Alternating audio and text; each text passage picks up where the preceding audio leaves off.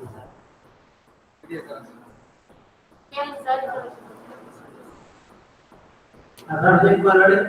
you ready? Hello? Hello? Hello? Sure, yes, sure. Okay, let me start the program. Sure. Warm greetings to everyone present here. On behalf of Department of Microbiology, Ayya and Janaki College, I proudly welcome you all for the secondary session. I invite Dr. Sivakasi, the Associate Professor, Department of Microbiology, to introduce the chief guest. Good morning, one and all. I feel highly honored and excited to introduce and welcome today's chief guest, Dr. Vijay Kumar Relu, the outstanding alumni of our department and college. He completed his master's degree in our college. He has done his PhD research on viral hepatitis under the guidance of Dr. S.P. Tyagarajan at Madras University.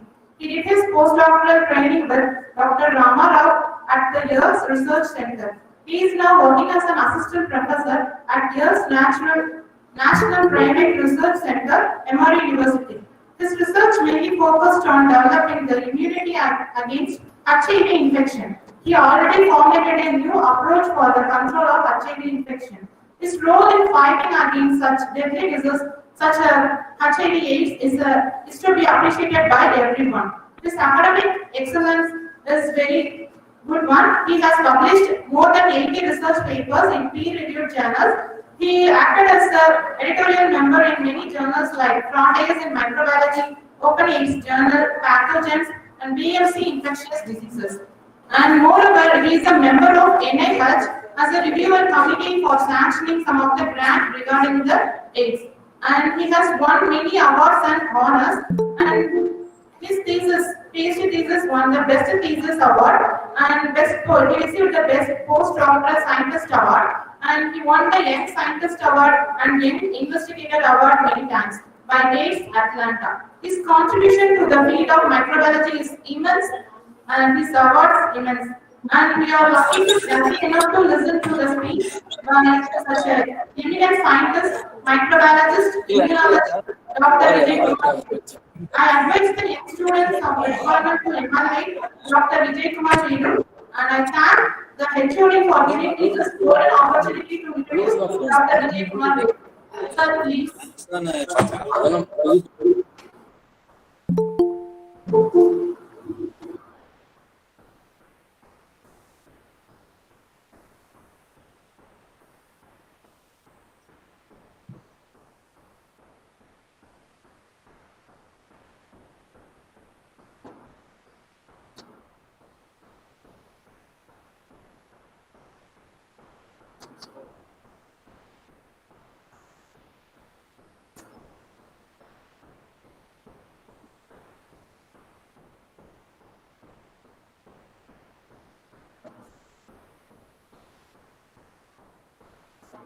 Sir, now you can start, sir.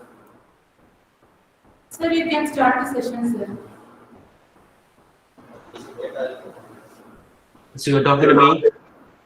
Yes, sir. Yeah, okay. So thanks so much for a wonderful opportunity. It's been a pleasure to be in Anjak, and Anjak is the college actually called me to lay my path to research. There are a lot of excellent faculties there. Thanks for the principal for inviting me. Thanks for Shiva, and thanks for the DBT, and thanks for the wonderful program. And we happen to be the speaker in the second day, and my fellow colleagues who actually did MSc with me, like Dr. Ayya and Dhanashekaran, they presented yesterday, and I'm so happy to see the presentation as well. Thanks one and all, and thanks DBT for this. Today, I hope you see my slides right now. Can you see my slide? Shiva? No, sir. Sir, no, it's not visible, sir. Okay.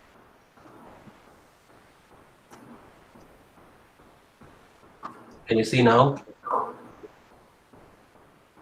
Can you see now? Ah, yes, sir. It's presenting now. Okay. So what I'm going to talk today is about HIV cure strategies. I'm an assistant professor in Primary Vaccine Center. Been assistant professor for the past 6 years right now, and my lab is focused on curing HIV. And I also work on many other aspects like SARS-CoV-2 now, as well as TB. But today, the outline of the talk is I just wanted to talk to you guys about what is the problem in HIV and what is the solution to that, and then what is the strategy to combat HIV. So one of the problem in HIV is a subset of Cd4 T cells that is called TFH cells. Now I'll come back to and show you what is TFH cells. And I want to talk about TFH cells, particularly characterization of these cells, and then the impact of this particular cells, the CD4 T cells, on HIV or HIV infection. So don't get confused when I say HIV, because for HIV, this model is monkey model, and we have simian immunodeficiency virus. They mimic like HIV in monkeys. So we use this model to characterize what is happening in humans, particularly in monkeys, since you can't get tissues in humans. So we use this model, and this model mimics the human HIV. And then I'm going to talk about reservoirs. This is one of the leading problems for HIV. Okay? And then the solution. As you all know, the CD8 T cells are important to kill virus-infected cells. And I'm going to talk about a novel subset of CD8 T cells that is called follicular Cd8 T cells. And then I'm going to tell you the role of the CD8 T cells during SIV infection. The reason why I'm talking about SIV is we work on monkeys. Monkey is the best model to work on HIV. So I'm from a primate center. We have a lot of monkeys. We infect monkeys. We treat them with different therapies to see whether the virus is going down or not. So we work on this, and I'm going to talk about SIV infection. So there is another subset of cytolytic cells called NK cells, and I'm also going to talk about follicular NK cells and the role of antiviral role of during SHIV infection. This is a recombinant virus. SIV was the HIV virus. So this is different than this. This is more than this. So I am going to show about these cells of this particular. And I'm going to talk a little bit about this is combined cytokine therapy. I'll talk about this a little bit and I'll show what if you give this particular therapy to the virus. So my lab is on HIV. We work on HIV cure, not on vaccines, but I work on therapeutic vaccines. So as you all know, adult section is estimated to be 41.4 million living with HIV, and 30 million have died already, and about 60 new infections per minute. By the end of this talk, you can see how many new infections in the world comes, particularly on HIV. So we need an effective vaccine to prevent HIV, therapeutic strategies to cure HIV. So this is a slide, more than 30 years of HIV science. Though there is a rapid progress of science, you can see from here there are a lot of invention on HIV, drugs, and therapies and vaccine strategies and marketing. But still, we don't have vaccine. We have an effective antiretroviral therapy, but still it's not enough. So we are still struggling. As you can see, SARS came last year. We got a vaccine now. But though this HIV is hello, can you hear me, Shiva? It's audible. It's audible, Yeah, okay. sir. Okay, that's fine. So you can see, in case of HIV, we're still struggling 30 years or more now to find an effective vaccine or therapeutic strategy or a treatment. So what is needed for an effective AIDS vaccine? You need broadly neutralizing antibody response that blocks infection and sterilize. It might give sterilizing immunity.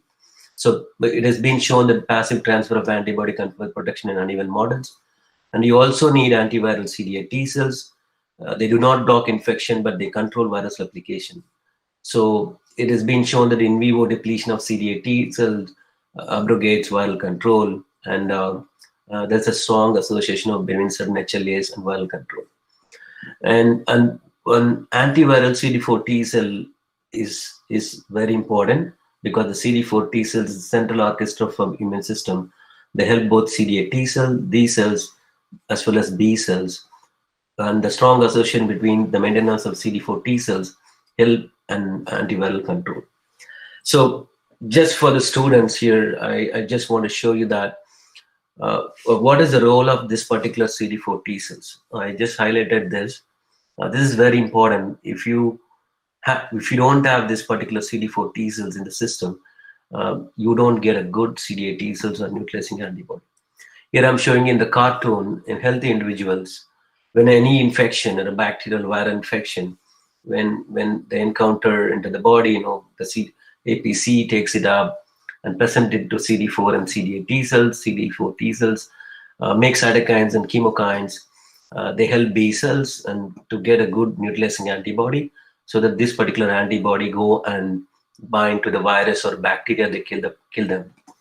On the other hand, CD8 T cells also make effector cells, and then they also go and kill the virus. So, and we also have NK cells, they also try to help in particular of the viral infection or bacterial infection.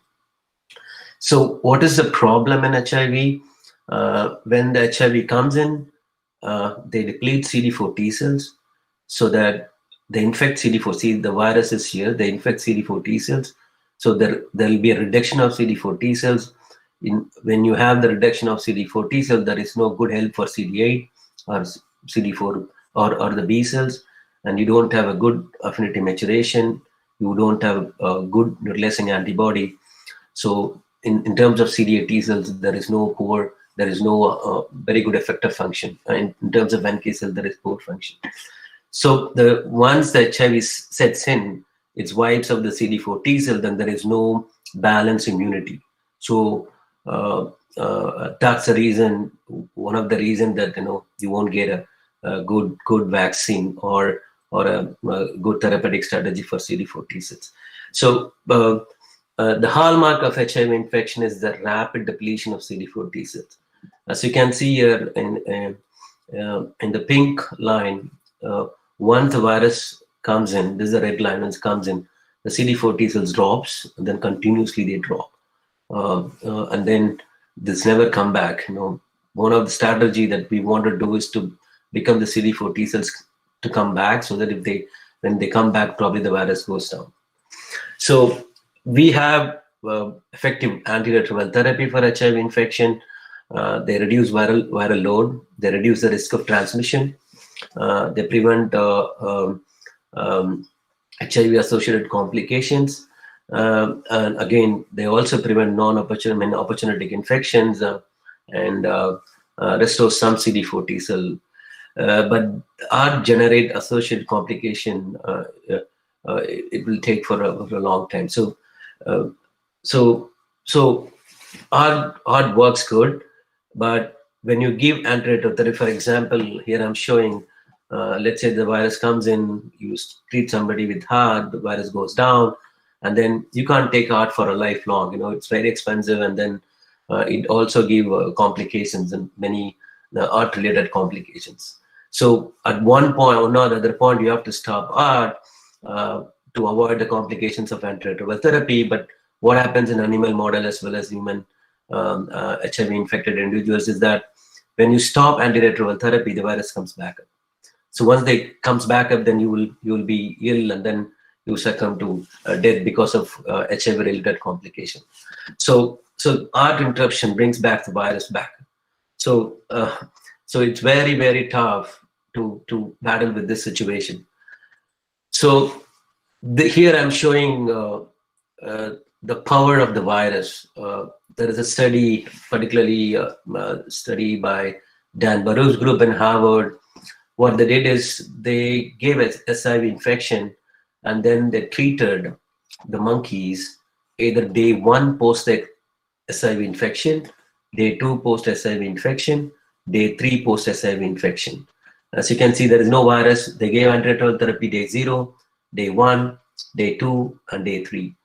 So when they treated they exposed the virus day 1, 2, 3, and they treated them treated them at day 1, day 2, and day 3. But when they stopped that, you see that day 0 treated animals, nothing happened. Virus didn't come back. But day 1 treated animal, meaning within 24 hours, if you treat them, but still out of 5, 1 came up. But by 48 hours, out of 5, 3 came up. And then by day 3, all animals came back.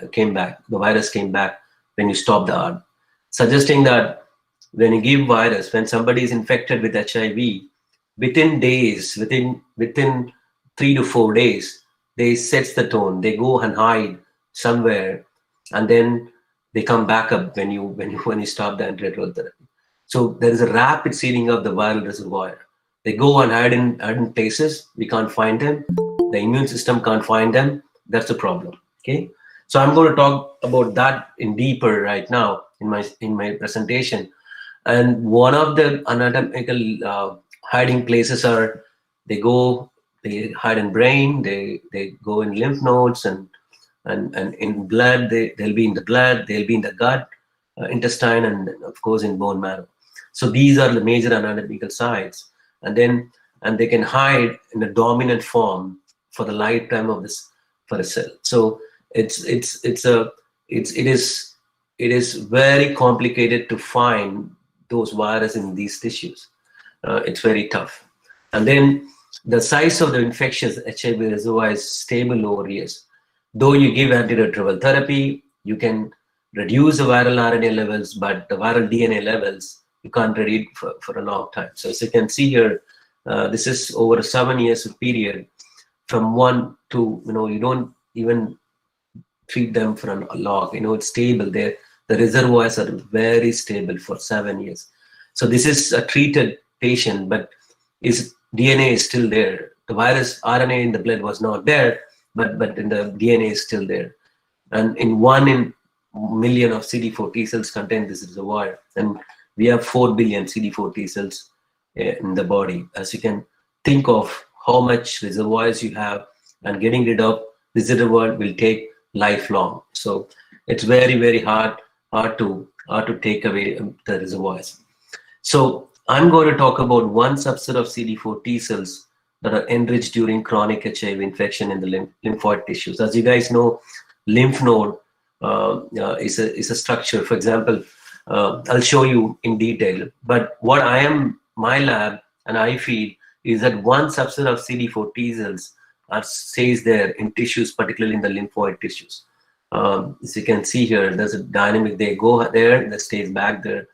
Though there is a rapid depletion of Cd4 T cells in the periphery, but still one particular subset stays there. I'm going to talk about that. So before I wanted to go and talk about the Cd4 T cells, as I said, the Cd4 T cells are the central orchestra for a human immune system, but the Cd4 T cells are heterogeneous. And what makes them, antigens, any given form of antigen, bacteria, virus, and everything, cytokines, and the location, master regulators, they have transcription factors that influence plasticity of Cd4 T cells. So this is a naive Cd4 T cells. When they encounter an antigen, and they classify into they differentiate into different subset of Cd4 T cells. For example, if they become Th1, they will be more of antiviral. When become Th2, there will be more of anti-parasite, and Th17 for antibacterial, or Th9 or antibacterial, Th22 for bacterial as well as virus sometimes, and Tregs, they are regulatory cells, they regulate these cells. But one subset of cells called T follicular helper cells, they express BCL6, they express a chemokine receptor of CXCR5, and then they produce IL-21. One of the predominant role of this particular subset of CD4 T cells are they help B cells. No matter what infection you have, this particular CD4 T cell comes up, and then they produce antibodies. They help B cells to make antibodies. So almost every pathogen induces this antibody response, and TFH cells are unique B cell helpers. The reason why I said CD4 T cell is that this is the lymphatic system. As you can see, the lymph nodes are everywhere. You can see there are a lot of lymph nodes in the human body, and I'm showing a lymph node structure here, making to understand it more easily. Lymph node has like different zones. For example, paracortical area. You can see this is the blue zone, that is mostly T cells resides there. Germinal center, this is the yellow zone, where this is the place where the T cell and B cell meets, and then they makes these antibodies. They determine for any given antigen. In this case, it is HIV. So the lymphoid follicles. So you can see there is an accumulation of CD4 T cells in this zone, but there is a depletion of CD4 T cells. So we recently noticed, ever since 2012, we found that these cells are accumulated in the human as well as in monkeys when they're infected with HIV or SIV. So what they do is HIV virus seeks refuge in B cell follicles. They go here, they hide there. One of the problem in that particular zone is the killer cells cannot go in there. In a natural, the way that the human system was set up is that the killer C cells cannot go normally there. This is the place just for CD4 T cells and B cells. Okay, so we know that they deplete CD4 T cells, but they deplete in this area, but not in this area. The HIV virus seeks refuge in this particular zone. They go and hide. I'll show you one by one how to characterize that and what has to be done to kill that particular virus in that particular zone. So this is again just for the students. I just put this slide. When there is an antigen, no matter what antigen is, a virus or a bacteria or a parasite or anything, naive CD4 encounter this antigen. They express a marker called CCR7. This is a lymph node homing marker. They have to express this to go to the lymph node. This is the lymph node. And then they differentiate into non-TFH. They come back to the blood. Some of them downregulate CCR7. Once they come into lymph node, they downregulate the CCR7, and then they upregulate CXCR5. You need this particular marker to upregulate to go into this particular zone. So when they upregulate, when you have more antigen in the system, they differentiate into TFH. They go to the germinal center, where they meet the B cells, and then they make antibodies. This is same true for SARS-CoV-2 or any other virus infection. You need the CD4 T cells, particularly TFH cells, to differentiate and to talk to B cells to make antibodies. And these antibodies are important to go and fight against the virus. Either they neutralize the virus, and some means they kill the virus. These antibodies are important. Okay, this is in the normal situation. When somebody is healthy, this can happen. But what happens during chronic HIV infection? The virus comes in, the naive CD4, they express CCR7, they go to lymph node, and then some of them differentiate to non-TFH. The virus stays there because you can't kill the virus because they deplete CD4 T cells in this zone. But in the normal process, initial after infection, this will happen. When they have CCR7 down regulation, the upregulation of CXCR5, then they go there. There's a persistent antigen, meaning there is a high levels of virus. And they go in, they go and stay in the germinal center. And you can see the virus stays there here. One of the problem here is that the CTLs that can kill the virus cannot go in normally there. So that's the problem. Because of this problem, there is no viral reduction. You have high viral set point, very high virus. And when you have very high virus, you will have a lot of complication, organ failure, and the patient die very soon, and particularly within years of the infection. So again, to stress the point that HIV virus seeks refuge in B cell follicles. So the CTLs can't go in normally. Okay, and what is known in monkeys, since my lab work on monkeys as well as in HIV, majorly on monkeys, we looked at the reason why we study monkeys, and we know when we can give the virus, we know when is the acute infection, we know the chronic infection, and we can take samples either here in either 0 weeks or 2 weeks or 24 weeks. We can take the lymph node from these monkeys and we can look at this, so the subset of cell that I'm talking about. So SIV MAC251 in this case we used is an venous infection, similar pathology, CD4 depletion, viral damage, similar to HIV, and the data that I'm going to show, it's focused on the lymph node, not in the blood. It's on the lymph node, okay? And see that this is the viral set point. This is what happens in HIV as well. You can see the time after infection in days. Day 0 versus day 160 or so, you see very high virus. They never go down. The strategy is to go down, okay? So, and this model is an important animated model for studying vaccines or therapeutic strategies for HIV/AIDS particularly. This is Indian rhesus monkeys. You see in a lot of temples, this is a monkey that are actually very good relevant model for HIV infection. So what subset of CD4 T cells? How do we identify them? And again, we took a lymph node biopsy, and then we looked at through flow cytometry. We characterized the CD4 T cells, and then the CD4 T cells that express CXCR5 and PD1. There's a marker for identification of this T follicular repulsors. They're identified in red in here. This is in monkeys. So this subset is there only in the lymph node. This never exists in the blood. This exists in the blood, but they are memory one. So this is an example of a human data infected with HIV. You can see CXCR5 and PD1. This is a particular subset. They emerge in the human, and again in the monkeys, you see this subset is there very low level. But we published this. Now you can go and read our paper. You can see that there is a subset of cells. They exist in the lymph node. To start with, whether they're low. But what happens after SIV infection? As you can see here, either this zone or this zone, these two zones that express CXCR5 and PD1, they're very high, significantly higher. You can see that they're higher. So in order to go to that particular follicular place, they need CXCR5, okay? That's how we can phenotypically characterize this temporally in SIV infected animals, okay?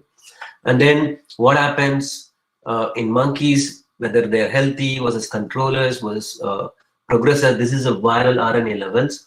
You see, this is a log scale.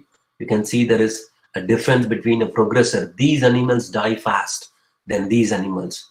In fact, these animals don't die soon. It will take long years to die, but these will die rapidly because they have very high virus. At the same time, when you look at the TFH, you see that these viruses, they have high levels of TFH. And then these within LT or controllers, they don't have much. Comparatively, they are low. And in terms of this TFH versus plasma viral load, you see direct association, meaning more the virus, more the GCTFH, meaning there is an accumulation of these cells in the lymph node, particularly in the germinal center. This is an example of a human data. This is from one of my colleagues in the Streaks lab. This is HIV negative individual lymph node, and this is HIV positive during chronic infection. You can see that it's from 0.5 went to 7.2, meaning in this zone, they go and accumulate in this zone. This is the follicle, and you can see between treated HIV patients versus untreated patients, you see high levels of this particular subset. And again, as I said earlier, when you take this subset between these four, these cells have high levels of DNA, meaning they are the true reservoir. They have higher levels of reservoir cells. And again, when you induce them with mitogen or something, they produce a virus. So when you hit them with a mitogen, these cells particularly, they produce a virus a lot, meaning they are true reservoirs. Okay, and And this is a conclusion of the part 1. What I've shown is a cell infection accumulates mostly TFH cells in the GCs. There is geminal center. TFH carry more viral DNA. TFH reside in the B cell follicles, which escapes from cytotoxic T cells. Again, vaccination or therapeutic strategies that elicit these cells may be a risk of acquiring HIV infection than protection. So we published this in JI. You guys can go and read that. And the second part is the role of follicular CD8 T cells during chronic HIV infection. As I told, this is a study from Liz Connick. She's a great scientist. She initially found that CTLs fail to accumulate in the sites of viral replication. That is this particular zone. Okay, and then there is a paper also clearly showed that effector mechanism are not there in this zone. The question is, you have to have a marker called CXCR5, that is a receptor on a CD8 T cell, enable them to migrate to germinal center. They should go here so that they can kill this one, so that the viral load goes down, so the patient live longer. Okay,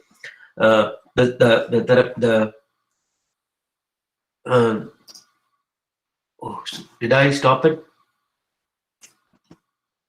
Hello?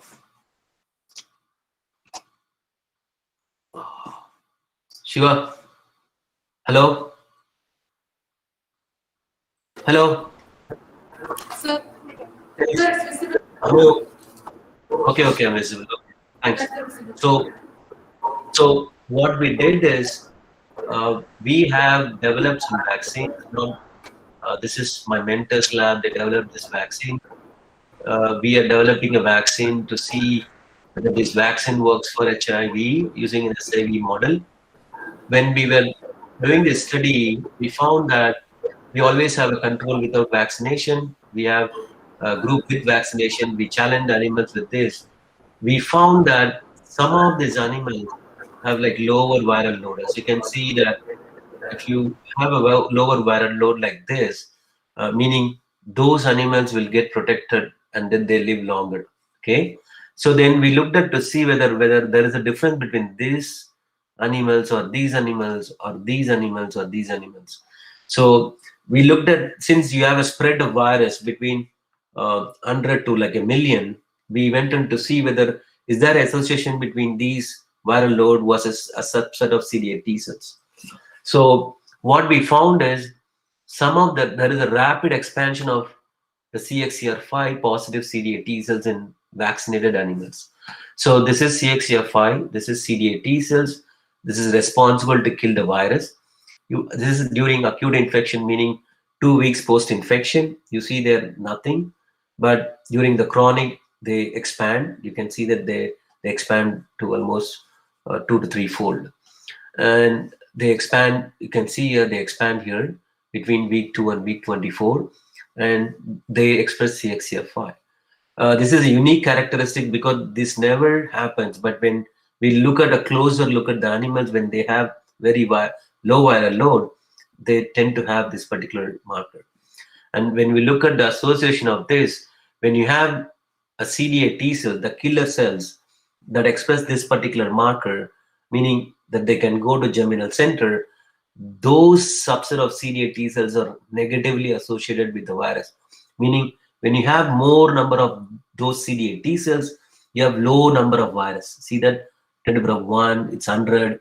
But when you have low number of these CD8 T cells, you have high number of the virus. See here, so low number of these cells, high number of this virus. So that's kind of, this never happens in CXCR5 negative CD8 T cells. Meaning the one that is not going to the germinal center is not correlating with the virus in terms of negative correlation. However, the CXCR5 positive CD8 T cells correlate negatively for the virus. So then we were kind of very interested to look at whether these cells are in the follicles. Through flow cytometry, we can't show they are in the follicles. We can show only they express CXCR5, but we wanted to show whether they are in the follicles. So there is a marker that actually expressed high levels in follicle. They are called CXCR5, as I told you earlier. This is CD8 T cells. IgD that actually mark negative zone of follicle, and PD1 marks a follicular zone. You see the CD8 T cells are there. So these are the negative zone. This is the germinal center. You see the CD8 T cells there. And when we published, the reviewer wanted to know whether these CD8 T cells express CXCR5. Answer is yes. You can see that the CD8 T cells that are green here, they are CXCR5 positive. You can see that they are kind of green plus the red as well. And then we also looked at the virus specific cell that actually specific for the SIV. You see that they are in the follicles. See that they are closely in the follicles. Okay, they are there in the lymph node as well as seen. And these never been there in the blood or other than lymph node. You won't see that lymph node and spleen. You won't see these cells in the anywhere. So what is the phenotype? We looked at a lot of markers, but I want to highlight these two markers. They express granzyme and perforin, and in fact they express a little bit level of this one. These two markers are responsible for making perforin is responsible making a pore in a cell that is infected with the virus, and then granzyme B go inside the pore and then clear the virus. Okay, so these two are important. These cells express CXCR5, both express either granzyme B as well as perforin. And when we looked at the cytokine profile like interferon gamma and IL-2 and TNF, and the CXCR5 positive cells are produce a lot of cytokines compared to the CXCR5 negative. As you can see here, 11 versus 48, 32 versus 48. They are very high in polyfunctionality, triple producing cytokines. So it's suggesting that the cells that express CXCR5, they're highly functional. They are very good in killing virus infected cells. And again, just to prove that they are killers, we gave Cd4 T cells that are infected. You can see when you give CXCR5 CD8 T cells, they're kind of low, suggesting that they are very high killers. You can see they express granzyme B when you stimulate them. So this has been published. You can go and see this paper for more data. So again, similar like the earlier data, you can see that there is an association with the virus, suggesting that when you have these subset of cells in very high levels, you have very low virus. When you have these cells in low numbers, you have high virus. Okay, and during that point, people from our center, this is Rafi Ahmed, he also defined a subset of CD8 T cells. Particularly, this is important for cancer as well. And he showed the CD8 T cells express CXCR5, and in fact, they have a high proliferative burst after PD1 therapy. Go and read these papers, and this will be very important particularly for HIV therapy. So since I said that I'll be showing another subset of cytolytic cells, there is a subset of cells called NK cells. Since I saw CD8 T cells, we also looked at to see whether this particular zone, follicular zone, have NK cells. We looked at the NK cells in the follicles. This is an introduction where NK cells are important, and then they also block HIV, and also they kill HIV. There are a lot of evidence on NK cells. They actually combat HIV, because these are the data pertaining for NK cells that they kill or they limit the virus, particularly HIV. So what we did in our lab, particularly we looked at the monkey model again. Again, you see this is a different virus. This is SHIV1157 IPD 3 and 4. This is actually a stringent SHIV virus, recombinant virus. See, you can see the virus, we infected them. The virus peaked up at week 2, and then we followed them for week 14. From week 8 to week 14, the chronic infection starts in this model. Until week 0 to 8 were kind of acute. The virus went up, went down, and then it stays back. The virus stays back. They never go down below the detectable levels. You can see only out of, I think it is 17 animals or 21 animals. I don't know how much. Yeah, 21 animals, out of which only 2 or 3 of them are low. The remaining, they're still there, suggesting that the virus is still there in the system. So my lab, we focused on this NK cells. We looked at this, all this. We looked at the frequency, phenotype, and changes after infection and all. I'm going to show one by one. So, what is the distribution of these cells? This is the grading strategy. This is a small. This is again in the lymph node. This is naive rhesus monkeys. Naive meaning no infection with HIV. You see them. They are there in low level. They express low level of CXCR5. Meaning, if they express CXCR5, meaning they go to the germinal center or the follicles. In the blood, you don't. You see them. They are in the low level in the lymph node, but blood you have high. But when you look at the lymph node CXCR5 expression, they are high, meaning they go to the germinal center. They are very good in different characteristics, functional marker, like they express CD56 higher. This is Fc gamma receptor. If you see this expression of these Fc gamma receptor 3 or receptor 2, meaning they have very good killing potential. Again, the CXCR5 positive NK cells have high killing potential. As you can see here, significantly they are high in the lymph node. And they are very, very high here. And again, they are activated. They express CD69 is a marker for activation. So they are activated. So what happens during chronic infection? This is total NK cells. They go up during chronic infection, particularly week 14 post-infection. And then you see that the CXCR5 positive NK cells, they go high, but not the CXCR5 negative. They kind of go down, suggesting that the animals have low virus or tend to have higher levels of NK cells. I'll show you the association later in my slides. But the beautiful part of this particular monkey study is that you can infect at week 0, and then you can track this lymph node and look at these cells, whether they are going to lymph node or not. You can see that nothing happening during the acute infection, but after the chronic, they're kind of expanded, and they're responsible for kind of associated with the lower viral control. We also looked at to see whether they produce cytokines. As you can see, they express high levels of cytokines. When you hit with myogen PMA, you see the high levels of cytokines. You can see they express high levels of cytokines, suggesting they're functional. So what we did is we also sorted these cells, CXCR5 positive and negative, and to see whether, and then we did a RNA-seq analysis to see whether there is a difference in these.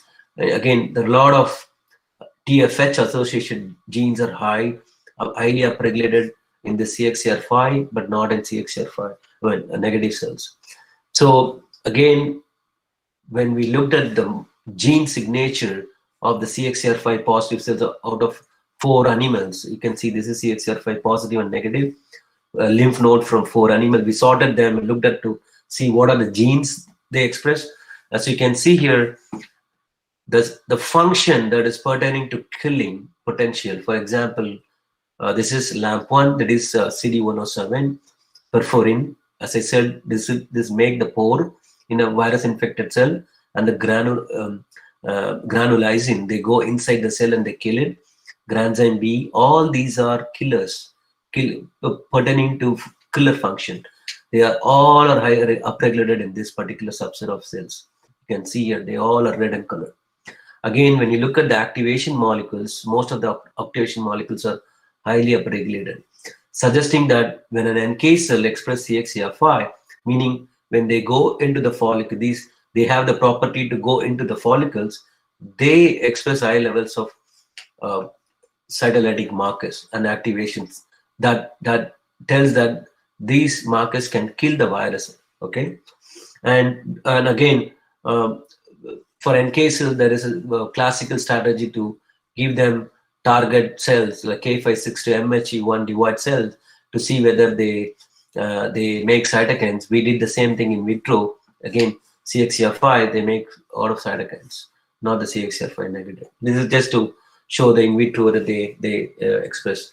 The main question particularly is whether they are in the follicles, because to start with, they are not in the follicles. We looked at 3 animals to look at the NK cell. This is a marker for NK cell in monkeys, and CD20 marks the follicular zone. See here, the red dots, They are in the follicles. The circle that I showed you in the earlier slide, these are in the follicles. You can see the red in color. They are in the follicles in 3 animals. Okay, and what is the association with virus? Again, we saw the same thing with this particular model. When you have high number of these cells, this see almost 40%, you have low virus, no virus. When you have low number of these cells, okay, low, less than 20, you have high virus. Okay, suggesting that there is an association between these NK cells that they express, that the one that express CXCR5, there is a very negative association of virus. Again, I told you the TFH is a reservoir. When we looked at the TFH versus CXCR5 NK cells, again you see the negative association, because these are reservoirs. When you take these out, then you will get rid of the virus, and then you will have a viral control. See, there is an association, negative association, meaning higher number of CXCR5 positive NK cells and lower number of TFH. When you have lower number of NK cells, higher number of TFH. So in the other words, this particular data suggests that CXCR5 positive NK cells or CD8 T cells might kill the virus infected cell, particularly the GCTFH cells. As I said, these are the one that is hiding in the lymphoid follicle. They seek refuge here. Okay. Again, I showed you the data that they accumulate in the lymph node. The NK cells are accumulated in the lymph node, and they are activated. They are polyfunctional. They have unique transcriptional profile. I showed you that they are in the follicles, and they have to express CXCR5, and then they correlate with plasma viral RNA levels. With concluding these 2 parts, part 2 and part 3, what I'm trying to suggest is a therapeutic strategy that should elicit follicular homing NK cells or CD8 T cells. In the second part, I showed you CD8 T cells. They are important for HIV cure strategies. Okay, so the hypothetical model is this: in HIV infection, they go there. I told you that they go and they reside, but when you have they don't have usually the CTLs, CD8 T cells or NK cells. That's when you have very high viral load. But when you send the CTLs by any means, any therapeutic intervention, they takes away the TFH, and then you have low viral set point. Okay, the problem is they reside in this zone. We have to somehow have a mechanism or a therapeutic strategy to send these cells inside this zone. Okay, how we can going to do that? I'm going to show you that in the part 3. Sorry, in this particular part. So while doing this, there is number of publications. They show a cytokine. This is a homeostatic cytokine, the IL-15. They show that this could send the CD8 T cells to B cell follicles. There are a number of papers from Jonas Shasha's group, Shabi Connor's group, George Palwaki's groups, and again Mahela's group. They also found that they are in the lymph node of African green animals. So they all together, all these data suggest that IL-15, a cytokine, could send CD8 T cells to B cell follicles. That is a good news. But the problem with this particular therapy is that when you give IL-15 as a treatment, they induces the proliferation of CD4 T cells. And you see, I told you before, when you have CD4 T cells in high levels, then HIV tend to activate CD4 T cells in high levels. HIV tend to infect these cells. They love to infect these cells. So that's a big problem. So the reason why I'm saying this is a big problem is that this is the same study. So this is CD8 T cell, this is CD4 T cell, this is blood, and this is vagina. This is an animal study. You see that when you have this IL-15, you see the this is good that CD8 T cells are proliferating, but the CD4 T cells also proliferating, meaning you are giving a good environment for the for the host. However, you are also eliciting a good environment for the virus, because you are eliciting CD4 T cells, meaning you are not balancing this one. So eliciting CD4 T cells is bad during any therapeutic intervention, since CD4 T cells are targets for HIV. Like it's like a when you have CD4 T cell, HIV comes and infect them. So you are also giving you're fueling them with CD4 T cells. So this particular treatment is not going to work. So what we did in our lab, particularly in 2017 or 18, there are some strategies. What we did is, this is an in vitro experiment. In my lab, what we did is we combine a cytokine called IL-12 along with IL-15. You see this expansion of functional, and these are good cells, they're expanded. When you give IL-15, they're from 0.7, it went to 3.5.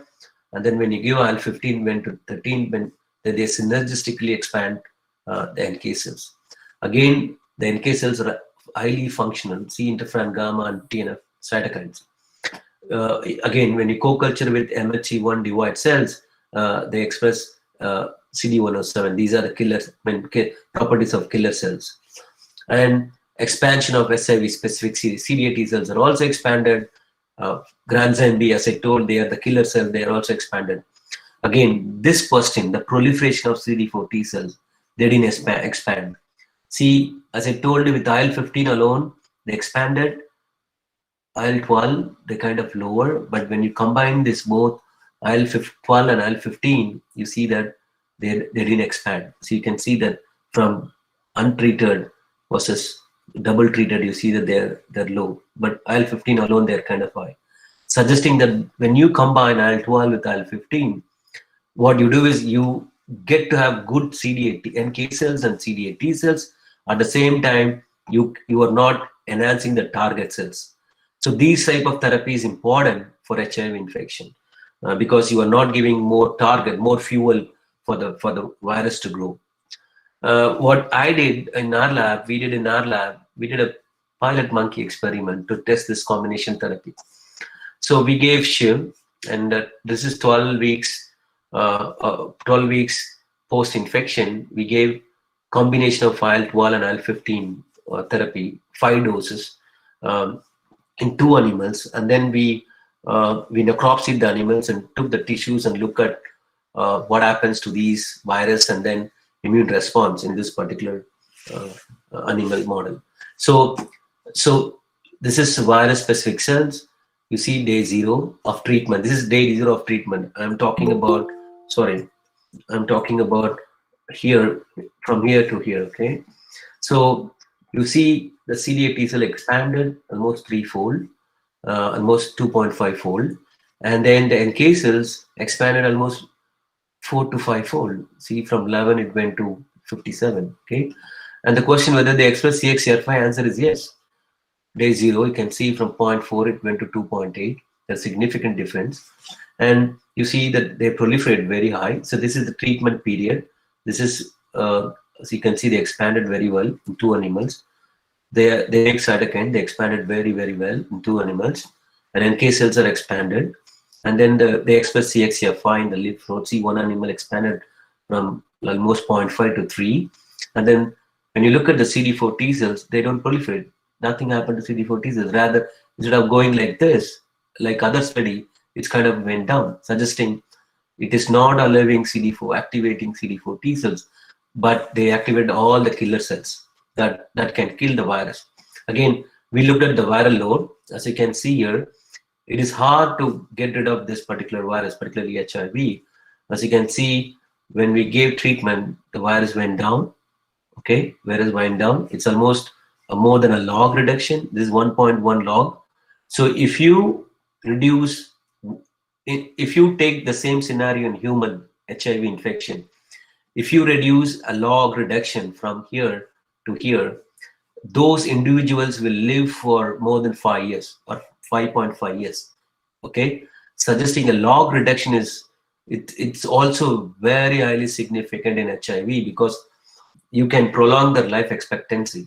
Okay, and you can see right after this treatment they went down, but when we stopped the treatment they came back up. So we were trying to do this treatment in multiple ways to see whether we can get rid of the virus in low level. Okay, so for this part, what I showed you is cytokine like IL-15 in combination with IL-12, they elicit good CD8 T cells and NK cells, and this combination strategy could reduce viral RNA level. So what we think is when you give a monotherapy, either IL-15 alone or IL-15 alone or IL-12 alone, these two different cytokines expand different subset of CD8 T cells and NK cells. For example, IL-15, they proliferate, meaning they multiply these cells mostly. They make cytotoxicity, and then they are good for survival of these CD8 and NK cells. These are killer cells. Again, when you give IL-12, IL-12 induce a different subset of CD8 and NK cells, particularly cytokine producing cells. They are also very important, and they also make them to survive. So when we combine these and these, when you have this combination of different effector cells, for example, this is like a soldier. In order to win a battle, you don't need only soldiers by walking. You need an air force. You also need other group of soldiers to battle the battlefield, right? So like that, you have a lot of different subset of combination of NK cell. They're good in cytotoxicity as well as cytokine producing cells. When you expand them, you will reduce the virus in a large level. That's what we thought, and we believe in it. So we have been funded to do this experiment. What we plan is to infect the animals. When they become chronic infection, we are going to give antiretroviral therapy to start with, because without antiretroviral therapy, you can't give any treatment to HIV infection, because that's an ethical concern. So during treatment, we are allowed to do it. So we are trying to do the same thing. We're going to give cytokine to see whether they pull down the virus. When they pull down the virus, we believe that the reservoir also might go down, and we are planning to do a vaccination to give during antiretroviral therapy, particularly therapeutic vaccination. And we thought of doing this one so that when we stop the antiretroviral therapy, therapy alone group might go like this. We believe the cytokine plus ART might go like this. We thought this particular vaccination group might blunt like this. And if you have a reduction like this during ART interruption, as I told you, a log reduction will give you higher life expectancy. So we are trying to attain this particular goal at the end of the 5 year. Hopefully we'll get a functional cure in these monkeys. I mean, if that happens, probably we might find a cure, but it's not going to be that easy. But it's right now in an experimental model in monkeys function. But what we thought is we're going to do this. And again, to stress the point, when you reduce the virus to this level, then you will really prolong the life expectancy of either these monkeys or HIV infected individuals. So with that, I would like to acknowledge my lab people who worked on it, particularly Hamudan. He's in Theni Medical College right now, and these people are my postdoc. These are current people in my lab.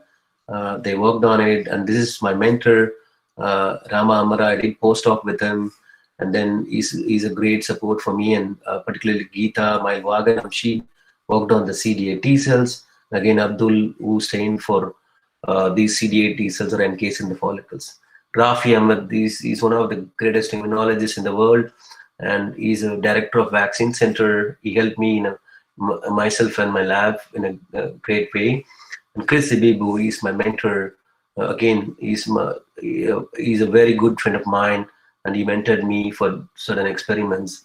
And Paul Johnson is a director of Turkish National Primate Research Center. He helped me with this RNA-seq analysis. Frank Villinger, he also helped me with the imaging of cells in the tissues. Guido Silvestri, for his funding, my first funding came from him. He helped me to find a cure for AIDS called Erase AIDS. He funded me, and some of the work on NK cells have been done by this particular funding. and again, Erkis animal care people. And again, this is a teamwork. You without a teamwork, you can't achieve things. When you go like this direction, you can't achieve anything. You have to go like this way so that you can fulfill everybody's mind as well as everybody's wish. Last but not least, many thanks for Anjak College, and still I believe the reason why I'm sitting here is just because of Anjak College and the principal and the faculty who trained me during my MSc and all my friends. And again, thanks for the principal for giving me the opportunity, and thanks Shiva for reaching me out constantly to get this particular presentation. And again, thanks for the DVD for this wonderful opportunity. And with that, I would like to take questions if you guys have one. Thank you.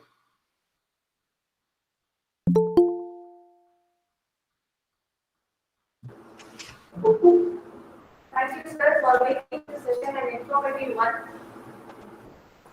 Now, participants can write their questions.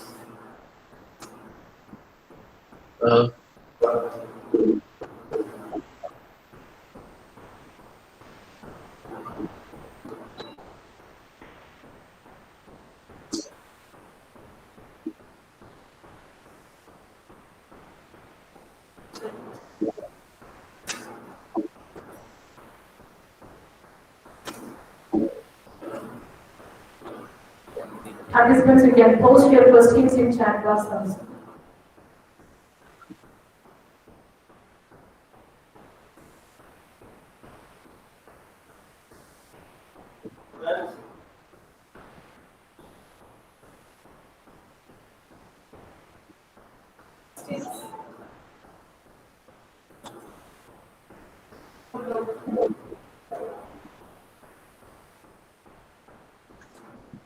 So, any questions?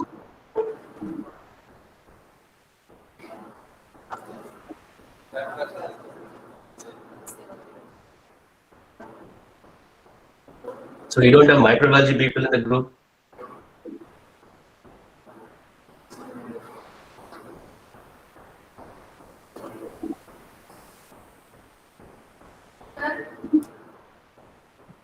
Sir, Yes. Sir, we are using the combinatorial therapy, right? IL-15 and IL-12. So in order to increase the cytotoxic lymphocyte level as well as reduction of the Cd4 cells, right? So why are you choosing this two? And IL-6 are there and also involved in reducing the cancers also. Oh, yeah. Why are you choosing this? Right, so the IL-6 is responsible. Am I audible? Yes, sir. So the IL-6 is responsible for eliciting the TFH cells. So when you give IL-6, TFH cells will expand, meaning you will tend to increase the target cells. Once the target cells goes high, then you can't get rid of the virus. IL-6 will expand the TFH cells. So it's a good strategy for HIV. Okay. Thank you, sir. Yeah, thank you. Another one question is that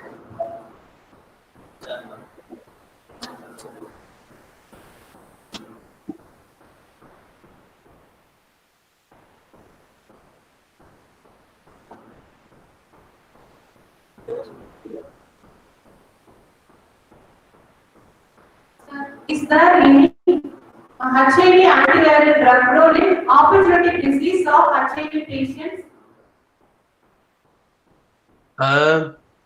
Well, there is no much data that the antiretroviral therapy might help the other opportunistic infection, but what data tells you is that when you give antiretroviral therapy, you tend to, when you have long,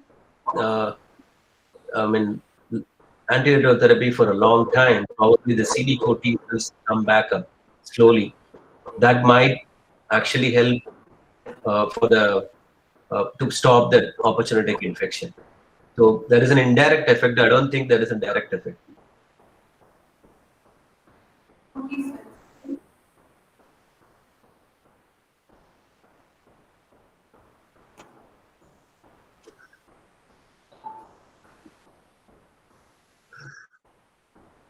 What is the first line treatment of actually?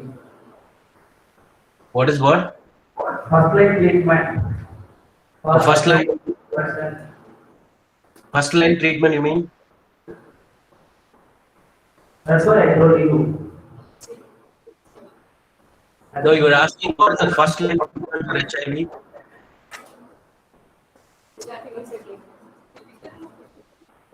What is the first line treatment for HIV infection? No, there are a lot of first line treatment. You know, it depends on the country what they give, but particularly right now, what people are giving is like there is something called PMPA and FTC, and then with the combination of dolutegravir and AZG. So there are a lot of drugs in terms of combination they give, and most of them are actually through the ICMR. I think right now ICMR are giving them free. It's a combination of drugs. It's not like one particular drug. Again, PMPA and FTC, that is the tenofovir, all these play major role there.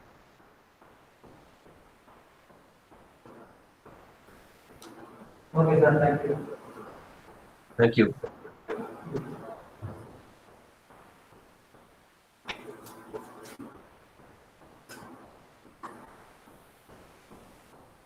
Next, I invite Dr. J. Janaki, Assistant Professor, Department of Microbiology, Ayya, Janaki College, to propose the vote of thanks. Good morning, everyone. I'm here to present the vote of thanks for today's lecture on National Seminar on Emerging Trends in Microbiology Research. I would like to thank our chief guest, Senior Dr. Vijay Kumar Relu, sir, for enlightening us with the knowledge. Today's lecture was full of knowledge and interesting things. It gave deep insight into the HIV strategies and also revealed some interesting facts.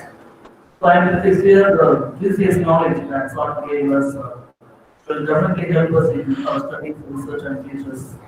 Once again, I would like to thank Dr. Vijay Kumar Relu, sir, for taking our time from the busy schedule. I think with the morning 2 a.m. in Atlanta, but he showed some love towards and so he accepted our invitation, really accepted our invitation and relating us with the knowledge. So I thank you very much, sir, for your involvement. Thank you so much, the participants, and also thank you so much, sir. Thank you. Thanks for inviting. Thank you so much.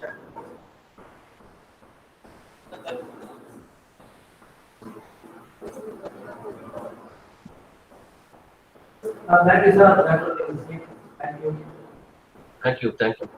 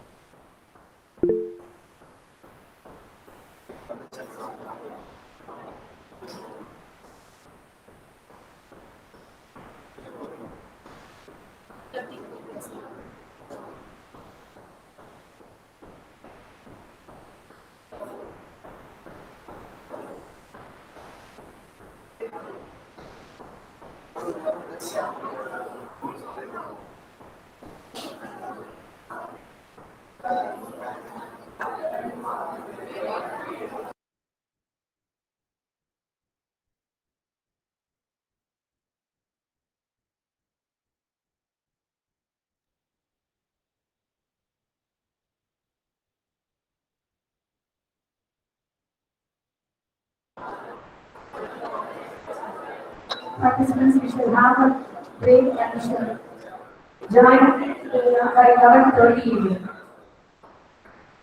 The same link, you can join for the next session by 11:30. Thank you, participants.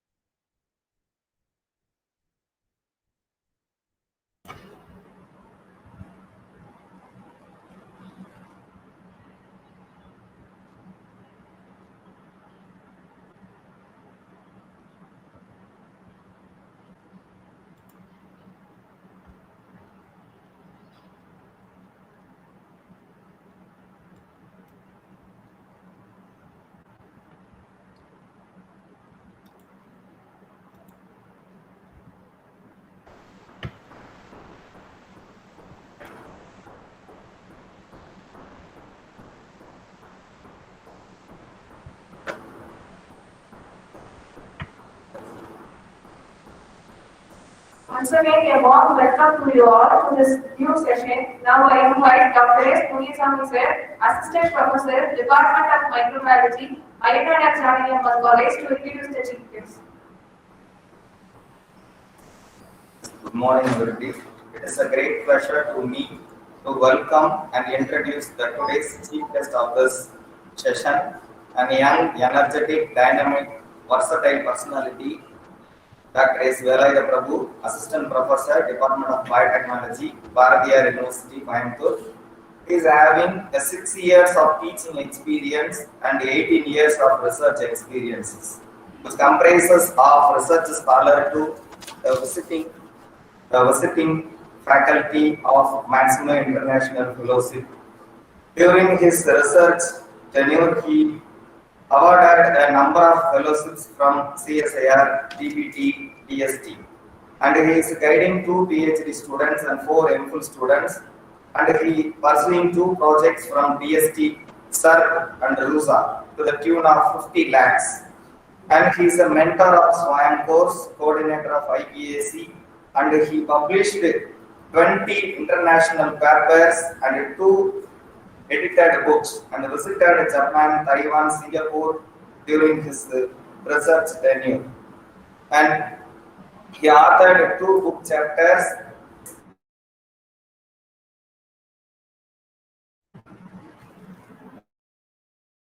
Going to present and enlighten the animal model of autoimmune diseases.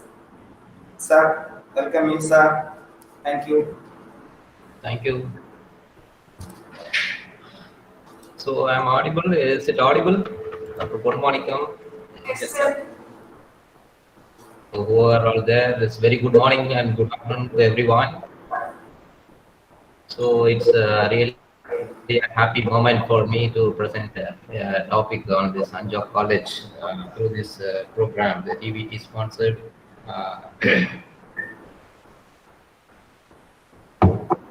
So national seminar on emerging trends in the microbiological research. So I once again thank the authorities, and the principal and head of the Department of the Microbiology, Dr. Ponmanikam and Sivakumar, for inviting me to present the topic on this program. So I hope we will enjoy the last 3 sessions with some advanced informations and research topic included in various areas of interest. So that now in these lectures I am going to present some of the basic things to enlighten your research in futures by using the animal models, how you can develop the animal model for your research purposes. And I think we can go by the bilingual, that will be a convenient way to understand in an easy manner, so that we can interact with both the language like English as well as Tamil, so that everyone can easily understand, and we can make it as much as possible a smaller lecture without boring to anyone, so that I will try to make it comfortable for everyone. So first of all, thank once again, and we start the session right now. Can I share the slides? Yes, sir. Yes, sir.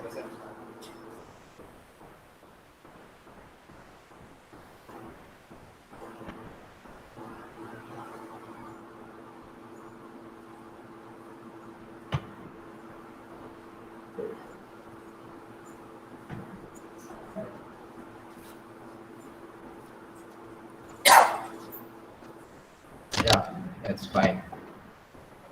So is it visible? Anyone can see? So we couldn't see the PowerPoints, but you are presenting screen. Yeah, I'm presenting. So not able to see that slides? Yes, sir. Yes, sir. Yeah, just a moment.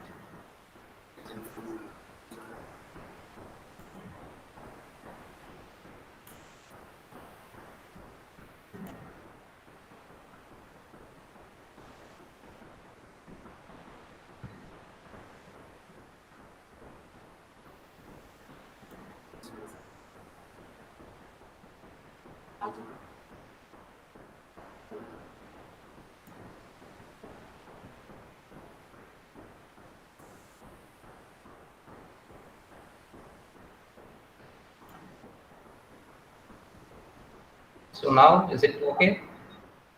Yes, sir. So I hope now the slides is okay. Just check whether the slides are moving. Yes, sir, it is moved. Yeah, thank you. Thank you very much. So today my topic is the animal model of autoimmune disease. I am Dr. Velai Prabhu, Assistant Professor in the Department of Biotechnology, Bhavia University. So before entering to the topic, so each and everyone should know the importance of these experimental animals, as well as how it is useful for the various researchers for to carry out the different research in the different areas.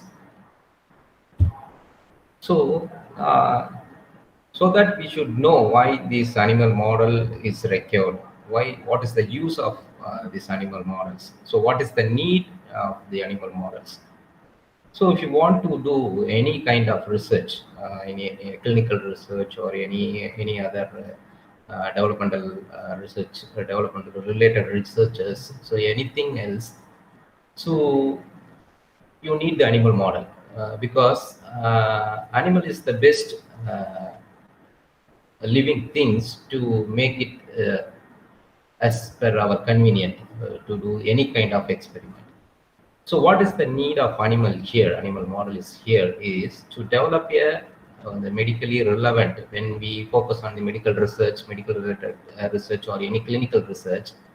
So to develop a medical relevant animal system for any kind of scientific observations. So if you want any clinical, if you want to do any clinical research related to any kind of diseases, so you should observe. So what is the clinical symptoms or the clinical pathogenesis is progressing in particular disease. That is called the scientific observations. So which are then to be translated to successfully to the therapeutic approaches. So by knowing the any pathogenesis, any etiology of the particular disease, then only we can go for the development of any drug. For that purpose, we have to make an animal model to the particular disease. So this is model of these animals. So that's the need of the animal model when you go for any kind of clinical researches. So that's when you compare to any other systems, the animal is the best model to know the disease progress or mechanism of the particular disease or whatever the things we are expecting in the particular researches. So in another way, so why we need the animal models? So when compared to any other living system, why we need the animal models? Even we are the humans, we are having the many populations in and around us. It is more convenient to study the human disease in human itself. So why not? So there is lot of problem out there by doing the experiment in the human. It is not possible always. So that is the reason. So when you ask anyone to come to the lab or any kind of research laboratories to check any kind of the disease, suddenly what they will do? Suddenly they will say no. So that is the one big issue. So no one will come forward to check any kind of the disease in them. So that is the great issues. So apart from that, there are the very tight human ethical systems are there. So we cannot use the human for any kind of research. It's very difficult. So getting the permissions from the authorities is very difficult, and there are a lot of limitations out there. We cannot do any kind of research what we are expecting, what we want to do. It cannot be.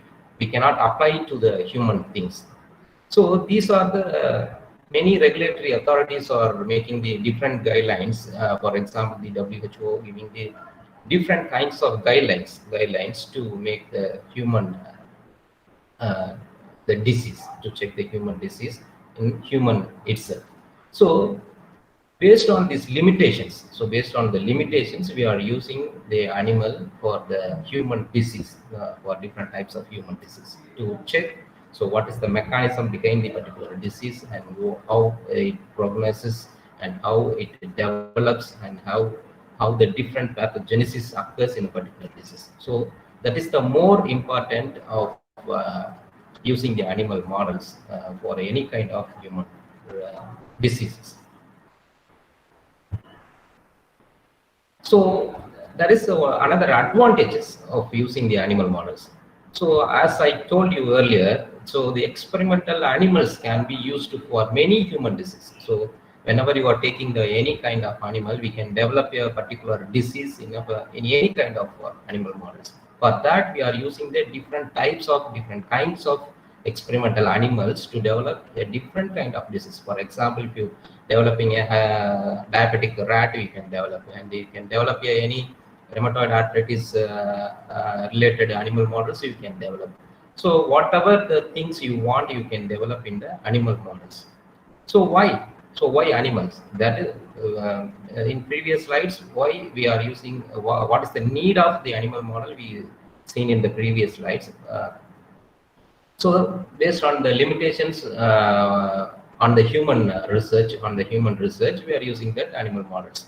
So when we consider the advantages, so what are the advantages there by which we are using the animals as a model for human disease? So I said earlier, the ethical issues is more simple here by using the animals as models. So when we are applying for any ethical approval for doing any kind of research, it is much lesser than the human ethicals. So we can get easy approval for the animal experiments. And other thing is, it is easy to handle. So whenever you are using any kind of animals, we can handle it in a very easy manner. So we can handle it in such a way what we are going to do, and how we can do the things, the experimental designs and the experimental procedures, all can done in the animal models. So that's why we are using the animal models for the wide application of the clinical researches. The two things are main important thing is the ethical issues and the handling of the animals. So these two things are the advantages of the animals for developing any kind of model system for human diseases.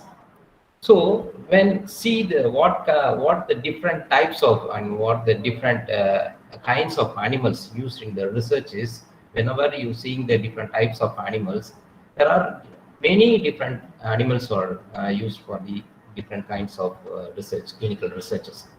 So there are types of the rodent and the non-rodent and some of the small transgenic animals like transgenic fish. There are different types of animals we are using for animal models. So when you see the rodent, there are different species are there, the rat, mice, and the guinea pig. These are the experimental animals that we are using widely for different kinds of human diseases. And when you see the non-rodent, so non-rodent means there are the higher order animals like other mammals like rabbit, monkey, cat, and dog. So there are different mammals we are using, but the usage of these animals, the higher mammals, is somewhat difficult because we have to handle it. When we are handling these kind of animals, it is difficult for us to do some of the experiments.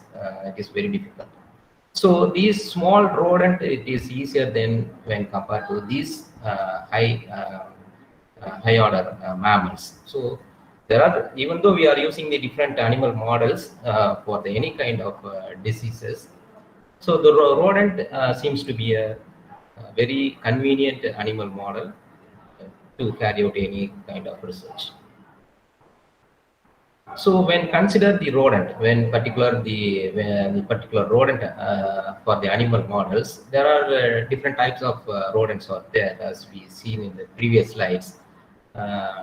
So one example for the rodent is the Rattus norvegicus. So everyone knows this rat. I think it's a normal rat. It's a big size rat.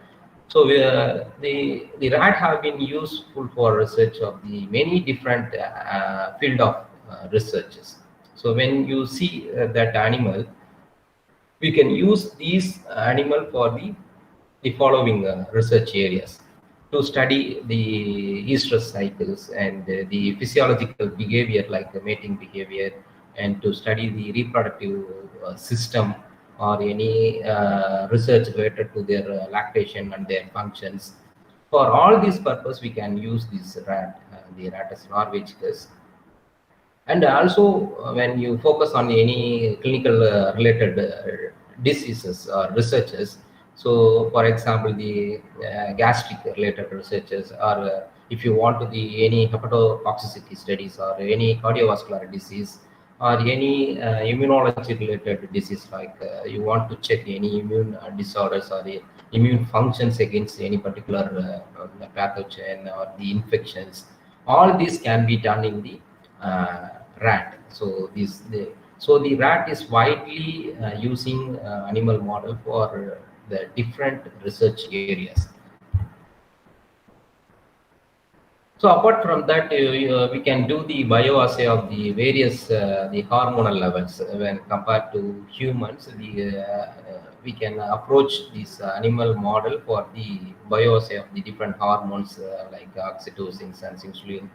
So much more hormones we can analyze, hormonal studies we can do by using these rat animal models. And the most importantly, most of the toxicological studies we can done by using the rat, the animal models, by using the rat. So because nowadays the environmental pollutions are increasing, there are many metal and drug toxic substances are evolving, and these studies can be easily carried out by using the animal models. So when you see all these physiological properties of these animals, the rat brain and tissues are extensively employed in the radioreceptor ligand studies, because the brain axis, the brain functions is we can easily identify, and we can easily do any kind of neuronal transmitter assays in the rat system, since it has a very good neural activities in their brain system. So when see the another rodent, the mice is another types of rodent which we are using for the any kind of researches in the clinical areas. So they are the most widely used in the clinical research, as they are the very smaller when compared to the rat, and the cost wise it is very inexpensive, and we can get it easily from anywhere from the different areas.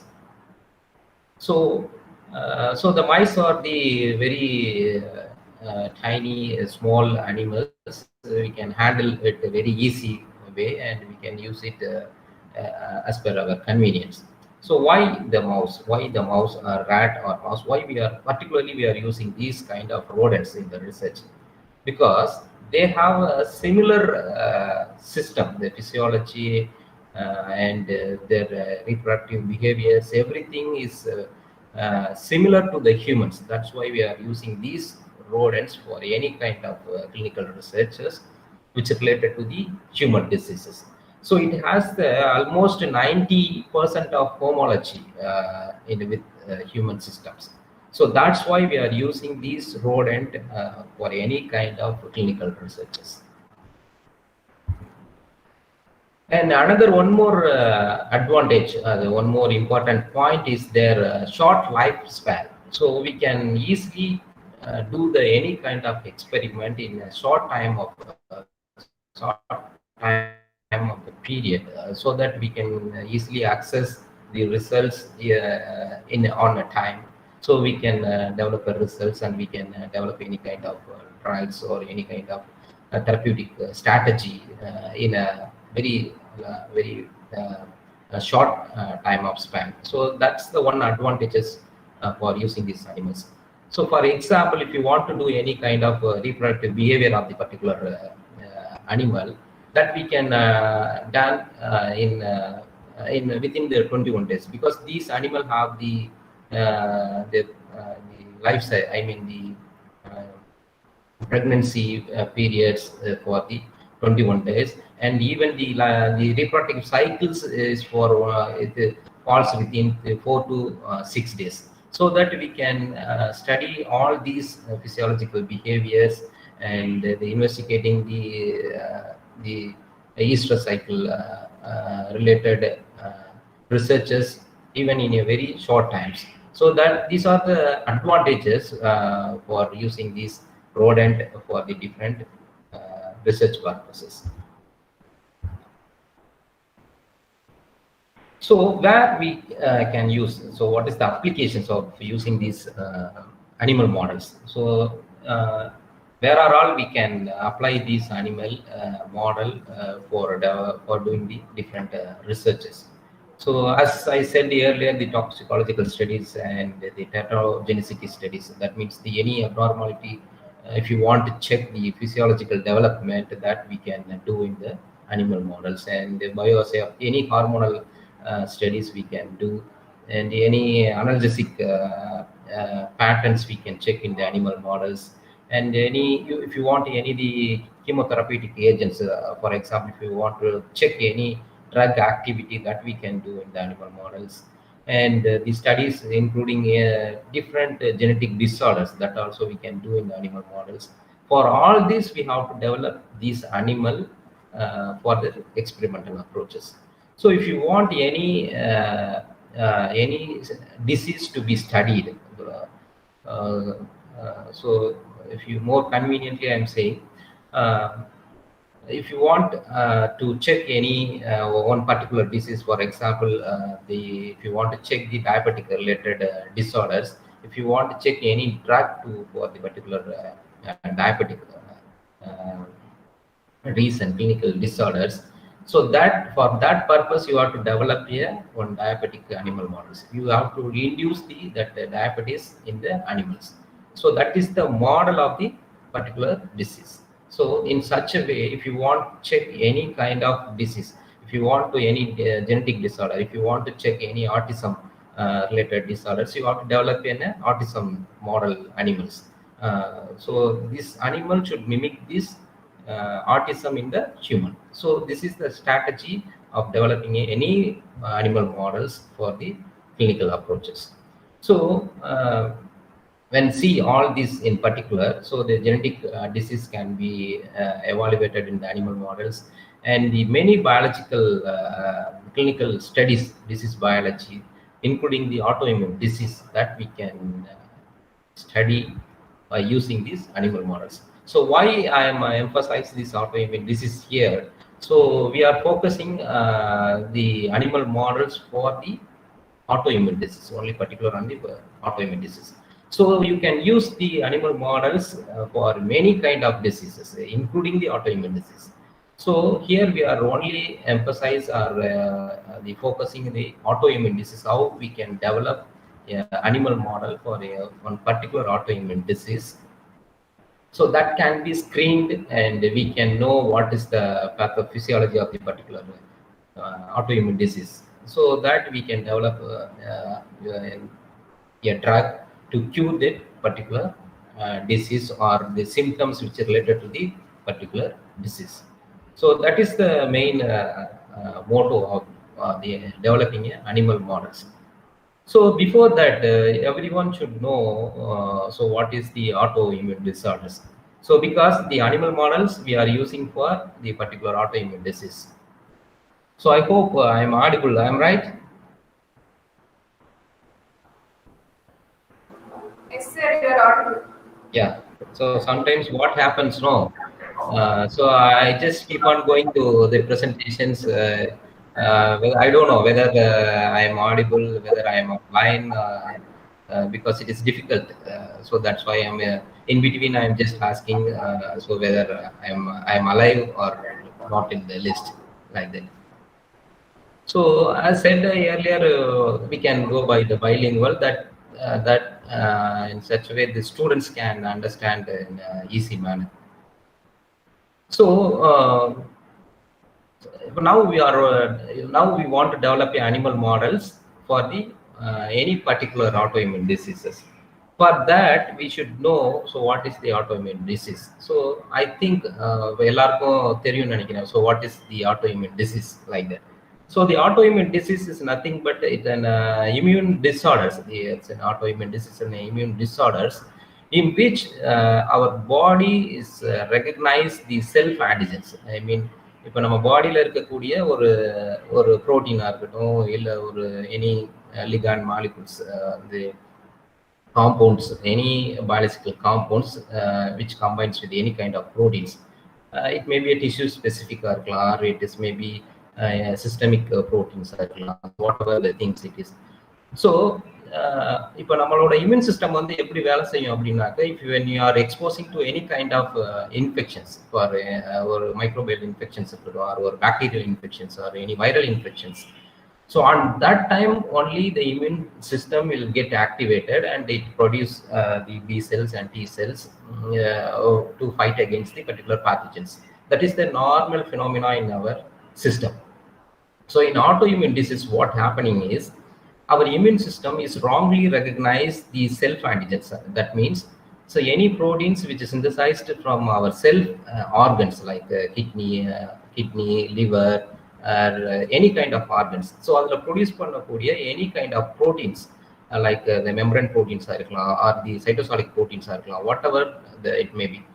So and the proteins வந்து நம்ம immune system it wrongly recognize as a antigen. So அந்த antigen consider பண்ணும்போது what will happen, our T cells is getting activated and produce the activated T cells as well as it produce the antibodies against the particular proteins. So அந்த மாதிரி நமக்கு வந்து ஒரு ராங்காக recognise பண்ணி ஒரு ப்ரோட்டீன்ஸை வந்து ஒரு ஆன்டிபாடிஸை ப்ரொடியூஸ் பண்ணும்போது what will happen, what is the tendency of the antibodies, so it go on kill the particular cells, so which having the particular antigens. So நம்ம ஒரு செல்ஸில் இருக்கக்கூடிய ஒரு for example if the kidney cells, if you are producing any kind of proteins that is act as a antigen, or antigen consider பண்ணது அப்படின்னாக்க what will happen, the antibodies go and fight against the particular kidney cells because it consider the protein as a antigens. So this is the autoimmune disease. This is called autoimmune disease. So the self antigens is developed and the antibodies is recognizing the self antigens and destroy the organs. So இதுதான் வந்து நம்ம வந்து ஒரு autoimmune disease அப்படின்னு நம்ம சொல்றோம். So when considered these kind of autoimmune disease, there are more than 100 types of autoimmune disease out there. So at the main we have two different classifications, like a systemic autoimmune disease and one is organ specific autoimmune disease. So what is the difference? Systemic means it is related to the blood. It can circulate all over the body. So that is called a systemic autoimmune disease. So this antibody can go and act on any part at அதோட effect வந்து it may depends on the blood circulations. So when you see the organ specific, the antibodies is responsible for any particular organs, like any வந்து ஒரு kidney இருக்கட்டும், ஒரு liver இருக்கட்டும், or any kind of ஒரு spleen or whatever the things, the different organs. So the antibodies is developing any proteins that is very specific to the particular organs. So this is called organ specific autoimmune disorders. So here you can see how these antibodies are go on binds with the cell membranes. So suppose the cell membrane is producing antigens, these antigens. This is the normal proteins which express in the all the cell surface. So our system, immune system, it's wrongly recognize these protein as a antigen, like a bacteria or virus, like that. So that the antibodies is go on binds with the particular antigen and it do their own job. That means to eliminate the antigens, they try to eliminate that antigens. So in that person what will happen, and the mari eliminate பண்ணனும் அப்படி நினைச்சிச்சு அப்படினாக்க what will happen, it try to kill that cells, to eliminate. So that in that way it kill the cells, ultimately destroy the organs. So that is the clinical disorders in the any kind of autoimmune diseases. So now we know, so what is autoimmune disease? So இப்போ வந்து what is the need of animal model in autoimmune disease? Already we know, already we see, already we saw that. So what is the need of animal models in general? So here what the need of animal models in particular for the autoimmune disease. So இப்போ நம்ம இந்த ஒரு autoimmune disease வந்து நம்ம ஒரு animal models வந்து if you are developing animal models அப்படின்னாக்க, that we can call it as the experimental animals. So that is called experimental animal models. So the experimental animal models is to study the disease mechanism and the pathophysiology. So that is the ultimate aim for developing any kind of animal models. So நம்ம வந்து ஒரு animal models வந்து ஒரு for example இப்போ நம்ம வந்து ஒரு already I said you, if you are developing any ஒரு animal model for any particular disease, whatever the disease may be, diabetic disease, any autoimmune disease like rheumatoid arthritis or Hashimoto's disease or whatever the autoimmune disease are there. So the ultimate aim is to know the mechanism, how this disease is developing and what the disease is exactly doing in that system. So அதுதான் வந்து we are studying the mechanistic pathway. So how this disease developing a different symptoms or different disorders in the humans. So then the pathophysiology. The pathophysiology means some pathological reasons related to the particular diseases. For example, இப்போ நம்ம டயபெட்டிஸ்ல சொல்றோம் அப்படின்னாக்க, டயபெட்டிஸ்ல what will happen? We are getting the reduced level of insulin. So how the insulins are getting reduced? அந்த மெக்கானிசத்தை படிக்கிறதுக்காக தான் we are developing animal models. நம்ம ஒரு டயபெட்டிக் அனிமலை டெவலப் பண்ணோம் அப்படின்னாக்க, in that we can study so how the insulins are getting decreased. So what is the mechanism behind that reason? So that's the reason. So அதை படிக்கிறதுக்காக தான் we are developing animal models. So the another point is to provide the rational and a platform for testing the potential clinical disorders. So ஒரு animal model develop பண்றதுனால we can have some platform, ஒரு நமக்கு வந்து we can have one platform அதோட clinical டிசார்டர்ஸை வந்து testing பண்றதுக்கு என்னென்ன disorders எல்லாம் வருது. ஃபார் எக்ஸாம்பிள் இப்போ வந்து நம்ம டயபெட்டிஸ் வந்து டெவலப் பண்றோம் அப்படின்னாக்க, அது ரிலேட்டடா இருக்கக்கூடிய டிசார்டர்ஸ் வந்து there are lot of disorders, clinical disorders are there in relation to the diabetic. So all these can be studied in the animal models. So it provides a rational and platform to testing all these clinical disorders and to develop a therapeutic agents. இப்போ நம்ம ஒரு drug வந்து develop பண்ணணும் அப்படின்னாக்க, so we must know the progress of the disease, how it progress in the human system. இப்போ ஒரு diabetes வந்து எதனால வருது, ஒரு ஃபீவர் வருதுன்னா அந்த ஃபீவர் எதனால வருது அப்படிங்கிறத நம்ம தெரிஞ்சாதான் we can develop a drug. For example, if you looking for a cancer, ஒரு கேன்சர் பார்க்கணும் அப்படின்னாக்க, liver cancer இருக்கட்டும், or any ஒரு breast cancer or any uterine cancer, so whatever the cancer type it is, so on the how it developing, so how it develops, அந்த cancer வந்து எப்படி develop ஆகுது, அந்த கேன்சர் வர்றதுனால what are the side effects are arising அப்படிங்கிறதெல்லாம் நமக்கு தெரிஞ்சாதான் we can make any therapeutic molecules, I mean the drug, we can develop a drug. For drug development, we should know the etiology and pathophysiology of particular disease. Then only we can develop any therapeutic agents. So when considering the autoimmune disease, to develop any kind of drug for any kind of autoimmune disease, we need the animal models. So by knowing the pathophysiology, and the disease வந்து எதனால வருது, அது இந்த டிசீஸ்னால என்னென்ன disorders வந்து we are getting in the humans, by knowing all these reasons and how far it developing, it helps to develop any additional clinical disorders like symptoms, different symptoms. So இதெல்லாம் தெரிஞ்சாதான் we can develop a drug to treat the particular disease. For that, we need the animal models for the any kind of human disease, including the autoimmune disorders. So for what are the animal models they have developed to study the mechanism? There are some animal models are well documented for their particular autoimmune disease. So when you see the rheumatoid arthritis, so all I know, so I hope everyone knows the rheumatoid arthritis. It's an joint inflammations. So it mostly occurs in the old age peoples. So it is an autoimmune disease in which the people are getting the inflammation in the joints. So this is related to the autoantibodies developed for particular proteins.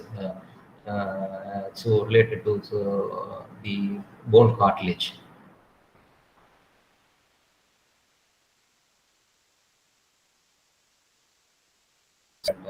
Autoimmune disease. For example, the systemic lupus erythematosus, this is called SLE. This is an good example of systemic autoimmune disease. We already know systemic autoimmune disease related to blood relate பண்ணியிருக்குது. So that other neurological autoimmunes like multiple sclerosis. So many researchers have developed animal model for the multiple sclerosis, so that we can know how these multiple sclerosis affect the human system, and it damage the particular organ or the neurons, and it ultimately it leads to any neurological disorders. So there are many animal models for the particular disease, any particular autoimmune disease are developed, and they are in use for routine analysis and for the observation of any pathophysiological conditions related to the autoimmune disease. On one particular disease, one autoimmune disease, this is called Antiphospholipid Syndrome. This is called the APS.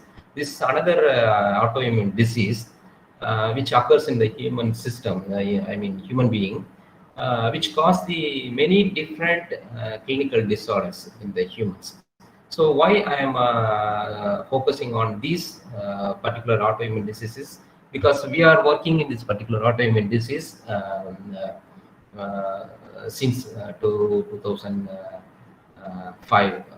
So we are developing different animal models for the particular autoimmune disease, and as well as we gone into the in vitro studies as well. So this antiphospholipid syndrome is one particular autoimmune disease which leads to many different clinical disorders. So that is the symptoms. That is like a symptoms. So we can focus on the particular disease, the particular autoimmune disease, so that everyone knows how the animal models of the particular disease can help to understand the particular disease in the humans. So we should know what is antiphospholipid syndrome. So the antiphospholipid syndrome, as I said, it is an autoimmune disease. So what will happen in autoimmune disease? There are different autoantibodies is developing against the particular antigens.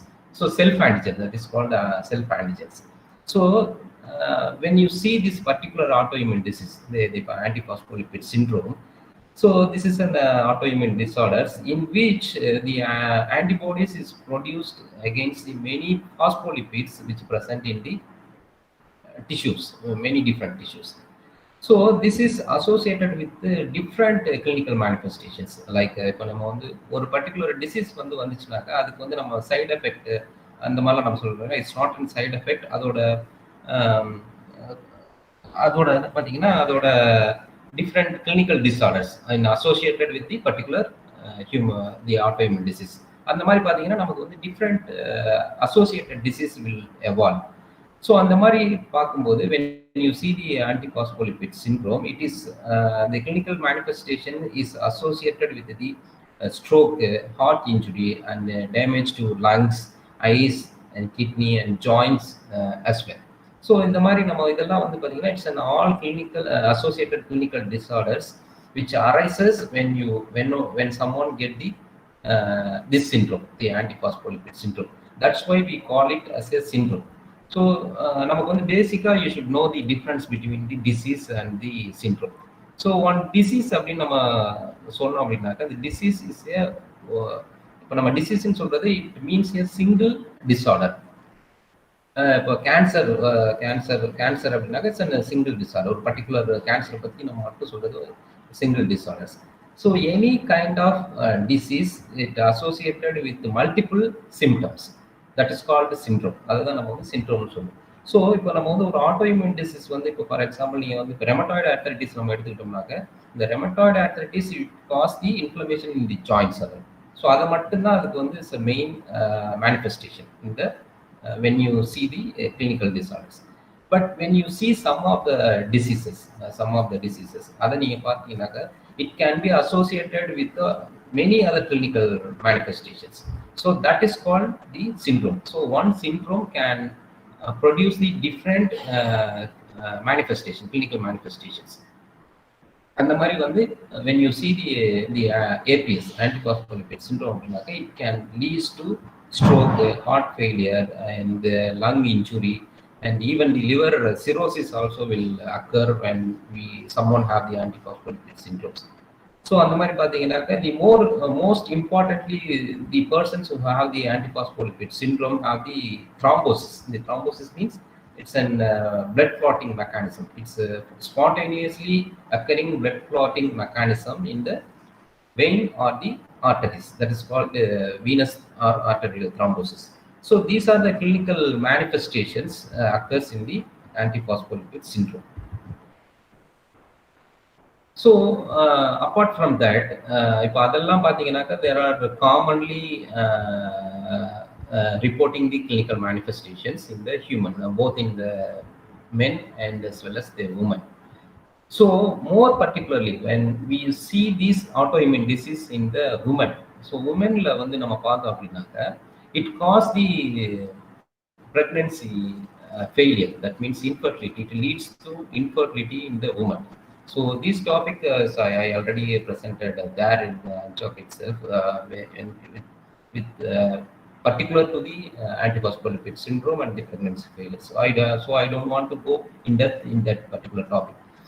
So this is the one clinical manifestations which occur in the humans, particularly in the women. So whenever the women having this, the APS, the autoimmune disease, the APS Antiphospholipid Syndrome வந்து அந்த ஒரு உமனுக்கு வந்து இருக்குது அப்படின்னாக்க they will experience to the pregnancy failure. So that means they may have the repeated pregnancy loss. That means the pregnancy loss, that means spontaneous abortions. The woman will have the spontaneous abortions with this kind of disease. These are the one of the most important clinical manifestation in the women. So it is a very serious problem in this particular diseases. So if you want to check so how these pregnancy related disorders, that means the infertility or the recurrent pregnancy loss is occurred due to the autoimmune disease, we have to rule out so what is the mechanism behind these kind of clinical disorders. So for that purpose we need some experimental model to check so how this progress is happening in the particular disease. So adukkaga da நம்ம வந்து we are developing animal models. So the obstetric complications அப்படினு நம்ம சொல்றது பாத்தீங்கன்னாக்க the recurrent spontaneous abortions is the hallmark of the particular disease, as I told earlier. So இதுதான் வந்து most important நம்ம focus பண்ணக்கூடிய ஒரு clinical disorder in the particular disease. So even though இப்போ நமக்கு வந்து பாத்தீங்கன்னாக்க ஒரு autoimmune diseaseல it has different clinical manifestations. So among that the pregnancy loss is one of the most important problem which occur in the woman. Womanக்கு வந்து அது ஒரு infertilityங்கிறது வந்து is the most important clinical disorders. So even though that any persons having any autoimmune disease, it depends on these particular antibodies which present in the human, particular human who is having the particular autoimmune disorders. So when considering these autoimmune disease, இப்போ நம்ம அந்த ஏபிஎஸ்ன்னு சொல்ற antiphospholipid syndrome சொல்றோம் இல்லையா, அந்த antiphospholipid syndrome வந்து எடுத்தோம் அப்படின்னாக்க, so what are the antibodies they have in their blood, I mean the system, circulating system அப்படின்னு பார்த்தா, so that is most important because we can check the antibodies to detect the particular autoimmune disease. இப்போ நமக்கு ஒரு autoimmune disease வந்து நமக்கு ஒரு பேஷண்ட்ஸை வந்து autoimmune disease வந்து நம்ம பார்க்கணும் அப்படின்னாக்க, only way is to check the antibodies. So based on the antibodies type only we can categorize the different autoimmune disease persons. So அந்த மாதிரி நம்ம வந்து when you see the different antibodies, so during whenever the person having these APS, the antiphospholipid syndrome, they have different types of antibodies. So already I told you in these conditions the antibodies is produced against the many different phospholipids. So that is the main reasons someone develops a APS. The APS வந்து ஒருத்தவங்களுக்கு வரணும் அப்படின்னாக்க, they are developing antibodies to particular phospholipids. That's why we call it as it's an antiphospholipid syndrome. So the antibodies against any particular phospholipids. So when see the different phospholipids, like cardiolipin is one of the phospholipids, and another one is the phosphatidylserine, and another one is phosphatidylethanolamine. So these are the different phospholipids which present in the human cells. So normally it express in the almost all the cells in the humans. So when we screening the antibodies, so different types of antibodies, the woman having the antiphospholipid syndrome, having these antibodies to against these 3 phospholipids. The 3 phospholipids against they have a different antibodies, 3 different antibodies. So on the 3 different antibodies, the 3 different antibodies they are having in their system, and they leads to one clinical manifestation. That means the recurrent pregnancy loss. So there is a questions. So which antibodies is responsible for this particular clinical manifestation? If a pregnancy failure வருது அப்படின்னாக்க, either all these antibodies, all 3 antibodies is responsible for the clinical disorders, or any particular one antibodies is responsible for the clinical disorders. That means the recurrent pregnancy loss. That should be studied. Adha nama vandu therinjikktana, then we can go for any therapeutic strategies. Adu vandu nama vandu we have to screen out. Adu vandu screen pannu.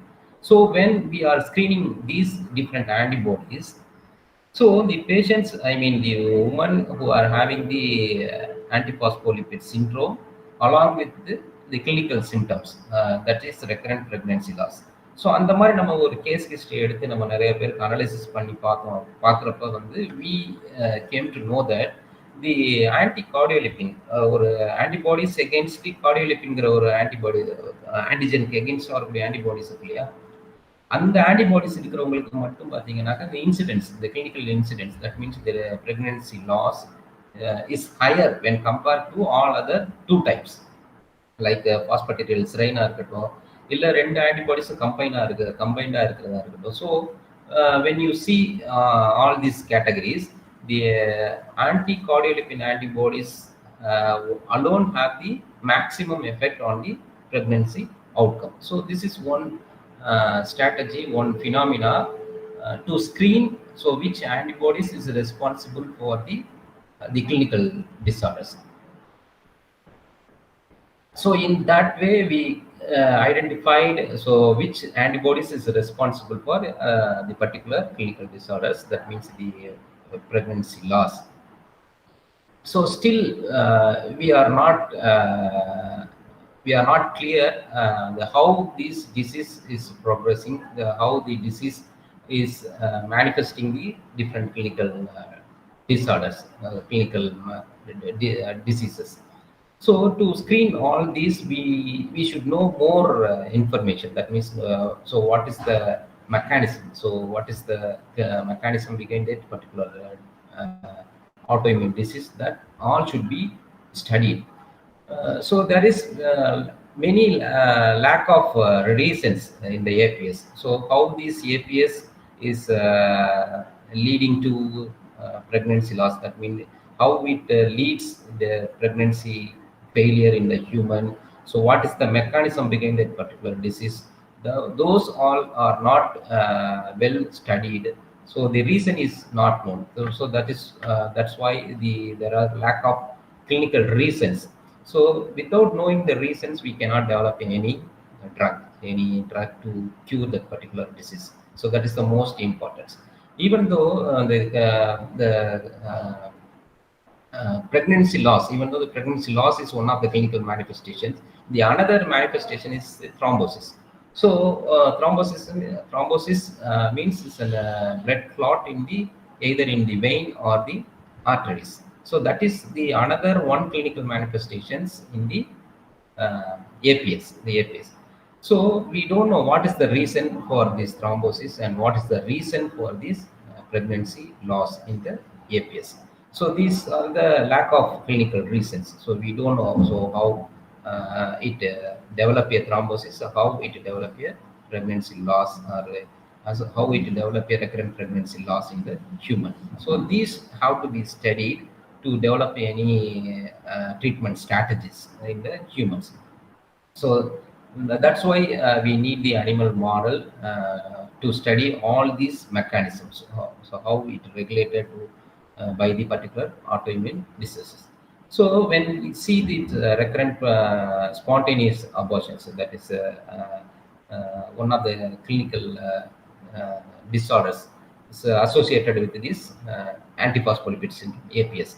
But there are no clear idea. So as I said, there are no clear idea.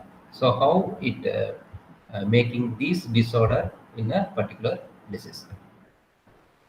So to check all these clinical disorders, so the mechanism, to check the mechanism, how the diseases are making the pregnancy loss in the human, it is very difficult. So it is not possible to check on this human. So there are a lot of ethical issues are there. We cannot ask any person to make them to do the experiment on them. So it is not possible.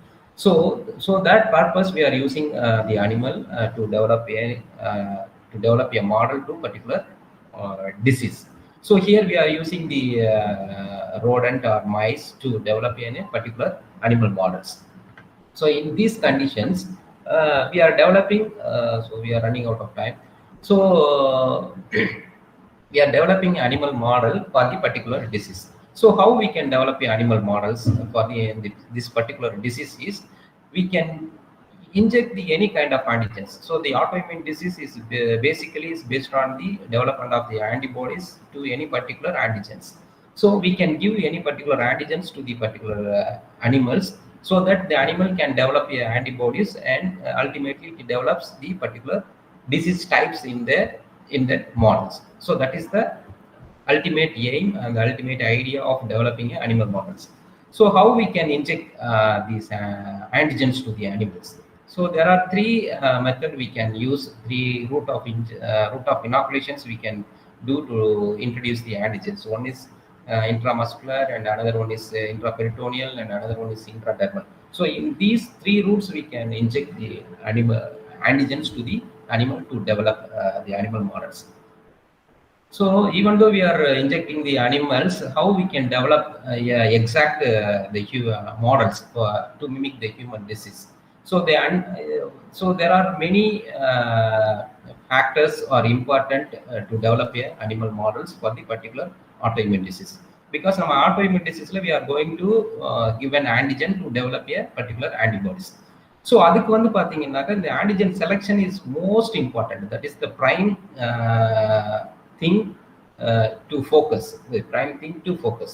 So we cannot use any kind of antigens to develop antibodies. Sometimes if you are giving the different types of antigen, that leads to a different effect in the animal models. So that is very difficult. So we have to be very careful on selecting these antigens. So that is the one criteria, one important informations. The selection of antigens for any kind of autoimmune disease is very important. So the antigens must be either the protein or the immunogens. ஒரு protein இருக்கிறதா it can act as antigens. Otherwise, it's not possible to develop antibodies in the system. So this is the properties of the any kind of antigens. So நம்ம வந்து we are going to inject the animals. நம்ம வந்து மூணு method பார்த்தோம் இல்லையா, intraderm, intramuscular, IM, IP. We are giving the antigens in the different route. So whatever the route it is, there are two methods are available to develop a immunization. So that means giving the antigens. So in two different methods we can develop this animal models, autoimmune animal models. So one is can be done by active immunizations, and another one is can be done by the passive immunization. So what is the difference between the active and passive immunization means? If you are giving any antigens, நம்ம ஒரு antigens கொடுத்தோம் அப்படின்னாக்க that animal itself develop antibodies. That is the active immunization. Active immunizations is nothing but like vaccinations. The another method is passive immunizations. In that case, what we doing is we can inject the antibodies directly to the animals intravenously. So in the antibodies வந்து நம்ம வந்து intramuscular-ஆவோ இல்ல வந்து ஒரு intraperitoneal வந்து நம்ம வந்து கொடுக்க முடியாது, because this is the antibodies which are responsible for particular autoimmune disease. In the antibodies here we are giving to the animal in the vein. So அப்போ என்ன பண்ணுவோம், the antibodies is getting circulated in the bloodல வந்து அதுவே circulate ஆக ஆரம்பிச்சு. So that there is two methods are available to make animal models for any kind of autoimmune disease. So one is active immunization and another one is passive immunizations. So in the active immunizations we need the antigens. So screening and selection of the antigens is very important for any kind of active immunizations to develop antibodies to particular antigens. So here you can see the different antibodies which is responsible for different antigens types.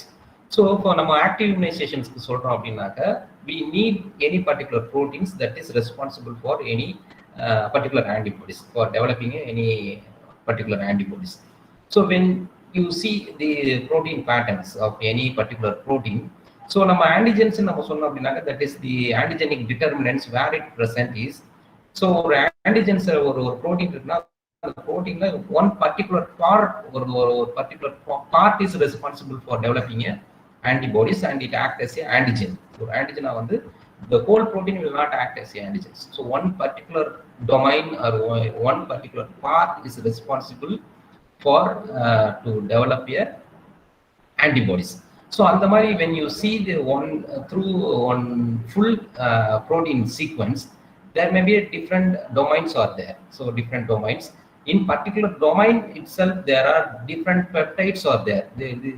These different peptides are maybe responsible for developing antibodies.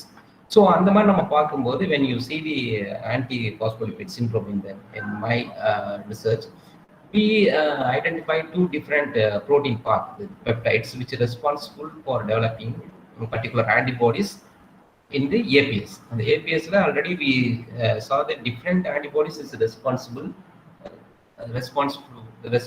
for developing antibodies. So அந்த மாதிரி when we require any antigens, some particular peptide that we can choose which is responsible for developing antibodies.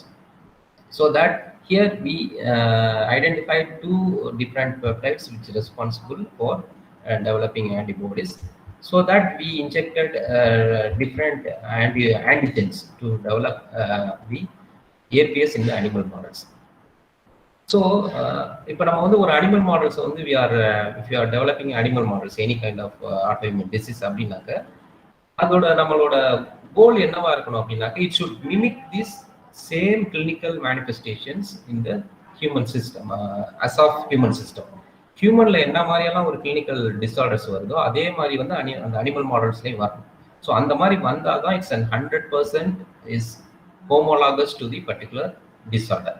அப்போ தான் அந்த animal மாடலில் we can go further to study the mechanism. Otherwise நம்ம ஒரு animal models வந்து ஒரு டெவலப் பண்ணும்போது, இப்போ டயபெட்டிஸ்க்கு ஒரு அனிமல் மாடல் டெவலப் பண்ணுறோம் அப்படின்னாக்க, அதில் இன்சுலின் வந்து டிக்ரீஸ் ஆகாமல் இருக்குது அப்படின்னாக்க, வெறும் குளுக்கோஸ் லெவல் மட்டும் அதிகமாகுது, பட் இன்சுலின் லெவலில் எந்த மாற்றமும் இல்லை.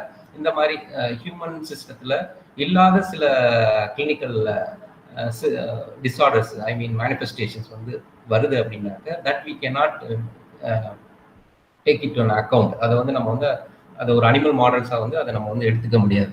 So that the mimics of the human disease, அந்த ஹியூமன் டிசீஸில் ஹியூமனில் இருக்கக்கூடிய அந்த பர்டிகுலர் ஆட்டோஇம்யூன் டிசீஸில் என்ன மாதிரியெல்லாம் கிளினிக்கல் டிஸார்டர்ஸ் வருதோ அதே மாதிரியே என்ன பண்ணுவோம், இந்த அனிமல்லையும் வந்து டெவலப் ஆகும். அந்த மாதிரி டெவலப் ஆனால் தான் we can go further for any to study the any mechanism.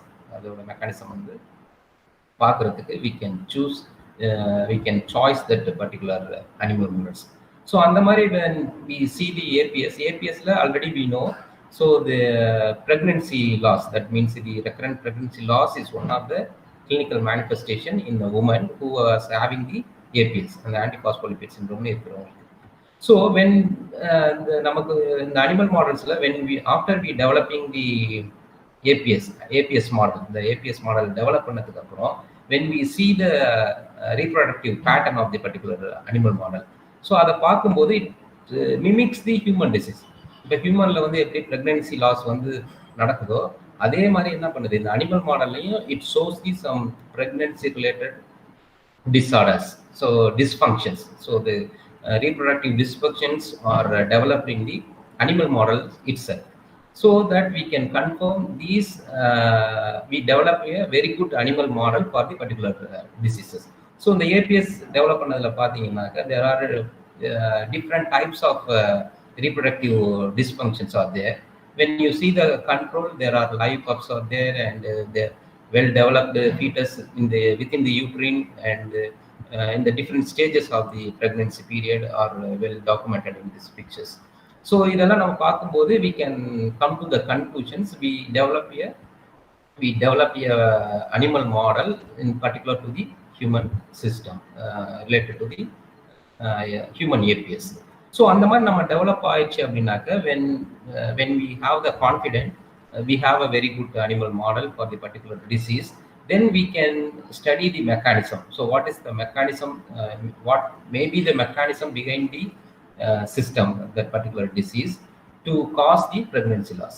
So adula nama vandu we can design whatever the hypothesis we can have. So நமக்கு ஒரு டிசீஸ் வந்து இப்போ ஃபீட்டல் டேமேஜ் நடக்குது அப்படின்னாக்கா அந்த ஃபீட்டல் டேமேஜ் நடக்கிறதுக்கான ரீசன் என்னங்கிறத வந்து based on the literature survey or based on the clinical data, that we can plan our hypothesis, and we can plan our work plan, or we can plan our experiment to rule out the system. So அந்த மாதிரி நமக்கு pregnancy loss வருதுங்கிறத நம்ம identify பண்ணிட்டோம் அப்படின்னாக்க then we can go for any kind of pathophysiological observations. So when we see that the placenta, the placenta of the particular disease model, so it was identified that some of the thrombotic episodes are there in the placenta. So this may be the another reason for the fetal damage, because the placenta is the most important organ for the development of fetus. So if any damages or occur in the placenta, that ultimately cause the fetal damage. So in that conditions, we develop a different strategy to know what is the mechanism for the fetal damage in the APS. So this is the one reason we observe. The another reason,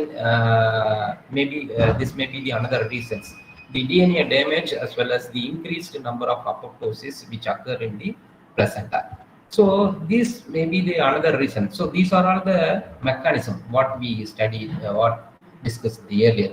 ஒரு டிசீஸ்க்கு வந்து நம்ம என்ன ஒரு drug develop பண்ணணும், ஒரு டிசீஸை வந்து நம்ம control பண்ணணும், இல்லை வந்து ஒரு டிசீஸை வந்து நம்ம வந்து ஒரு அதை ரூல் அவுட் ஐ மீன் அதில் வரக்கூடிய கிளினிக்கல் டிஸார்டர்ஸை வந்து நம்ம வந்து அவாய்ட் பண்ணணும் அப்படின்னாக்க we should know the etiology.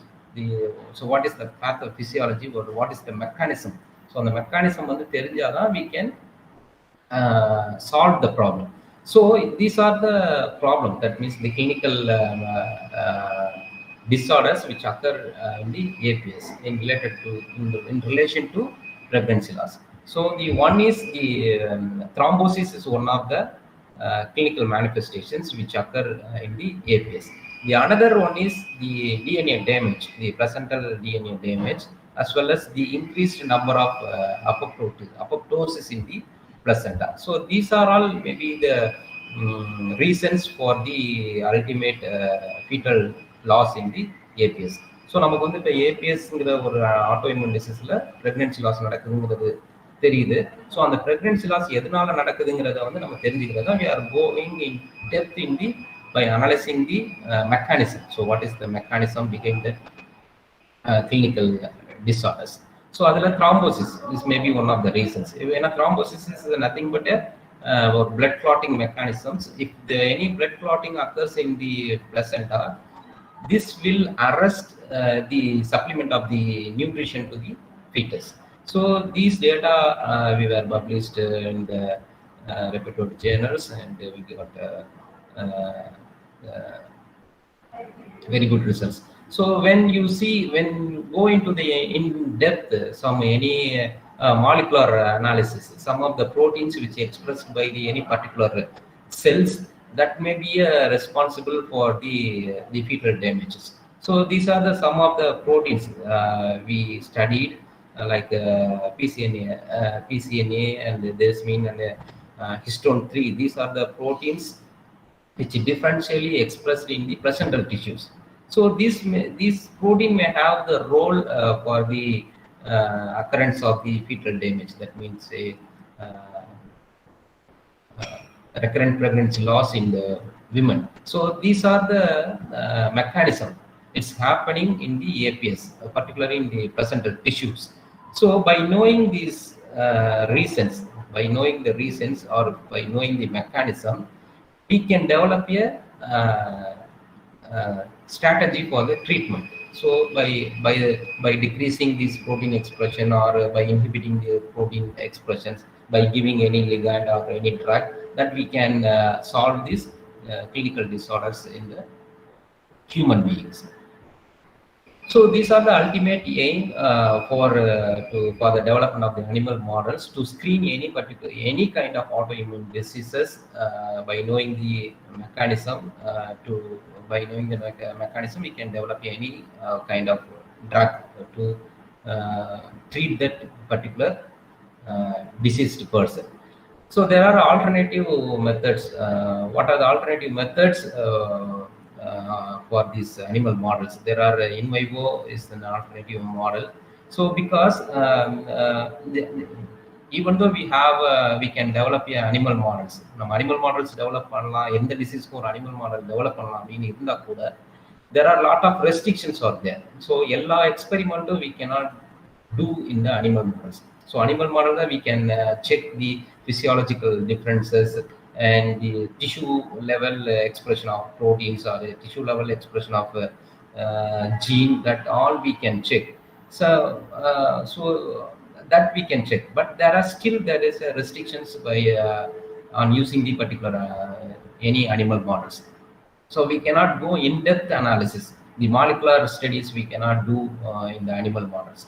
That we can do only by the in vivo methods. In vitro studies. In vitro studies we can do the molecular mechanisms alone. So there are alternative methods we have by using the animal models. We can do the in vitro studies by using any particular cells to the particular disease models. Because the another hypothesis in this disease may be the migration and invasion and the differentiation of the placental cells may be the another important thing to know how it is linked with the different strategies and the clinical manifestations. So these all can be studied. The migration or the invasion or the differentiation of the particular cell type can be studied by using only the in vitro studies. So for that purpose, we need the cell line work in vitro studies. For that purpose, we are using the particular cells like placental cells, like trophoblast cells or the placental cells. So whatever other placental cells can be used to study all these molecular mechanisms. So these can be done by using the in vitro studies. So these are some of the protein expressions we studied in the particular cell lines that can be responsible for the recurrent pregnancy loss in the human system. So by knowing these all these differential expression proteins, we can develop a drug or the inhibitor to inhibit the upregulation of the particular protein which is responsible for the particular diseases. So these all can be done by using the in vitro studies. So more precisely, the animal model is the very good system to study the all kind of human diseases, including the autoimmune disease. Apart from that, if you want to check any the molecular level, molecular level expression of any proteins or the receptor or any kind of the gene expressions, that can be done using the in vitro assays by using the particular cell lines. So if you want to check any of the placental cells, you have to use only the placental cells for the expression of these kind of the proteins. So we are coming to the summary. So what is the purpose of developing the animal models and what is the purpose of doing in vitro studies which related to the human diseases? So the developing the animal model for any kind of human diseases, including the APS, it leads the understanding the pathogenesis and the mechanism. So what we are seen in the earlier slides, causing the any clinical dysfunction like fetal damage. The fetal damage நடக்கிறதுனால அது எது மூலமா நடக்குது, அதோட mechanism, what is the pathogenesis, இதெல்லாம் தெரிஞ்சுக்கிறதுக்கு இதெல்லாம் understand பண்ணிக்கிறதுக்கு it helps. The animal model will help. At most, we can, by knowing all these mechanisms, we can develop a drug molecules to treat the particular diseased patients. So that is the ultimate aim for developing any animal models to any kind of diseases. So the animal models will provide the insight on the disease biology. So this is the flow chart. So starting from the disease of the unknown clinical reasons. So many diseases will arise in a different periods, and that time we don't know. So what is the etiology? What is the mechanism behind that particular disease? So by knowing all these mechanisms, finally we can go for the therapeutic approach. So developing a drug for any particular diseases to save all this humankind from the different diseases. So thank you very much for the patient listening, and I thank the authority and the head of the department of the microbiology and the Antioch College for providing me the opportunities.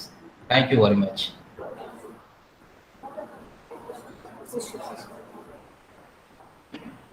Thank you, sir, for your wonderful presentation. Now the session is open for questions. Participants can post their questions in chat box.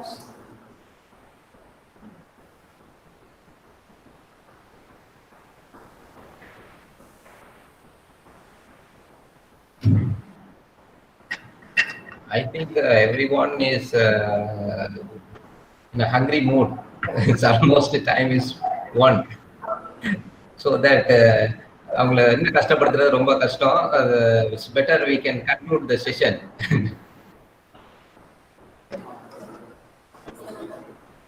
If you have anyone have any doubts, you can contact me, you can ping me, or you can send a personal mail to me for any enquiries related to research. Nice presentation. So what is the marker of autoimmune disease? Sorry, it's not clear. What is the marker for autoimmune disease? Can you type the questions? I think it's some echo. I hear some echo.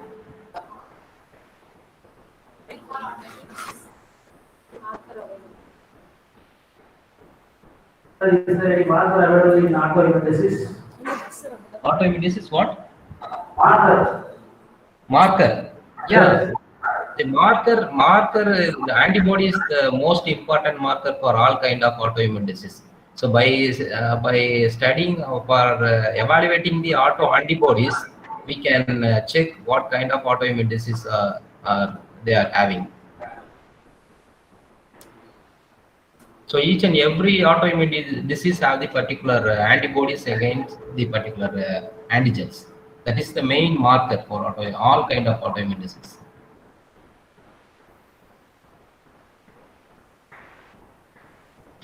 Right.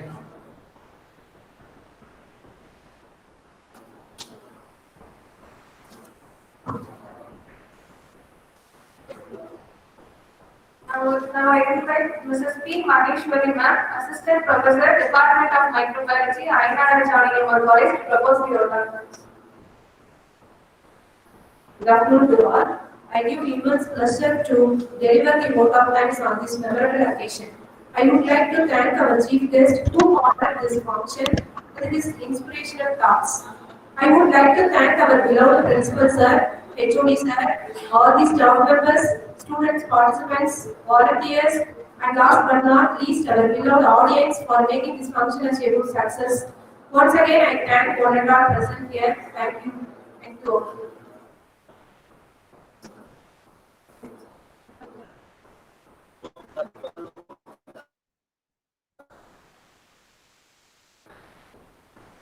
The next session starts sharply with 2 o'clock.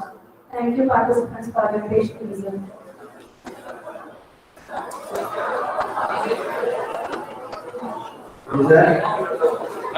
Hello. Sir, thank you, sir. Thank you, Bon Monicam. Thank you very much. Okay, sir.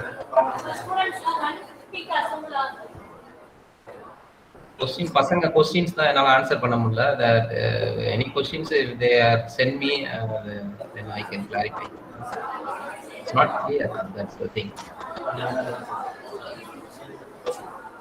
Good, sir. Good, sir.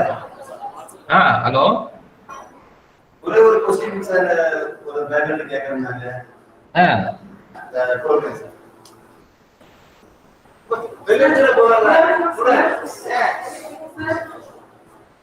Yes. Sir, I have one question.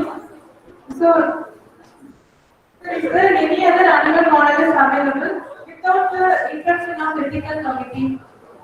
Similar to the human model. Yeah. Animal model we can use. There are some animal models are like the zebra fish. The fish model are using without the ethical committee clearance.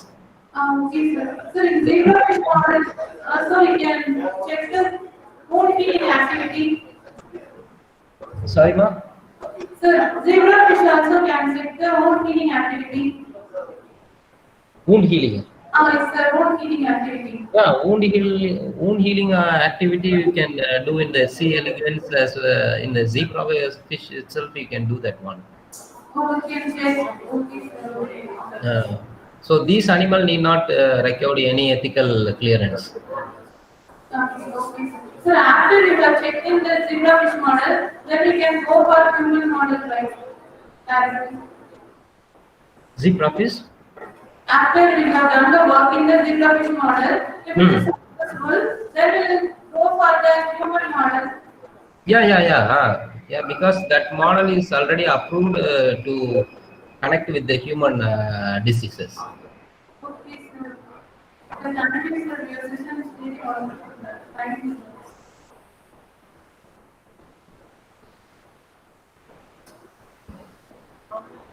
So any other? Okay, sir. Thank you, sir. Okay, Bon Monicam. Thank you so much.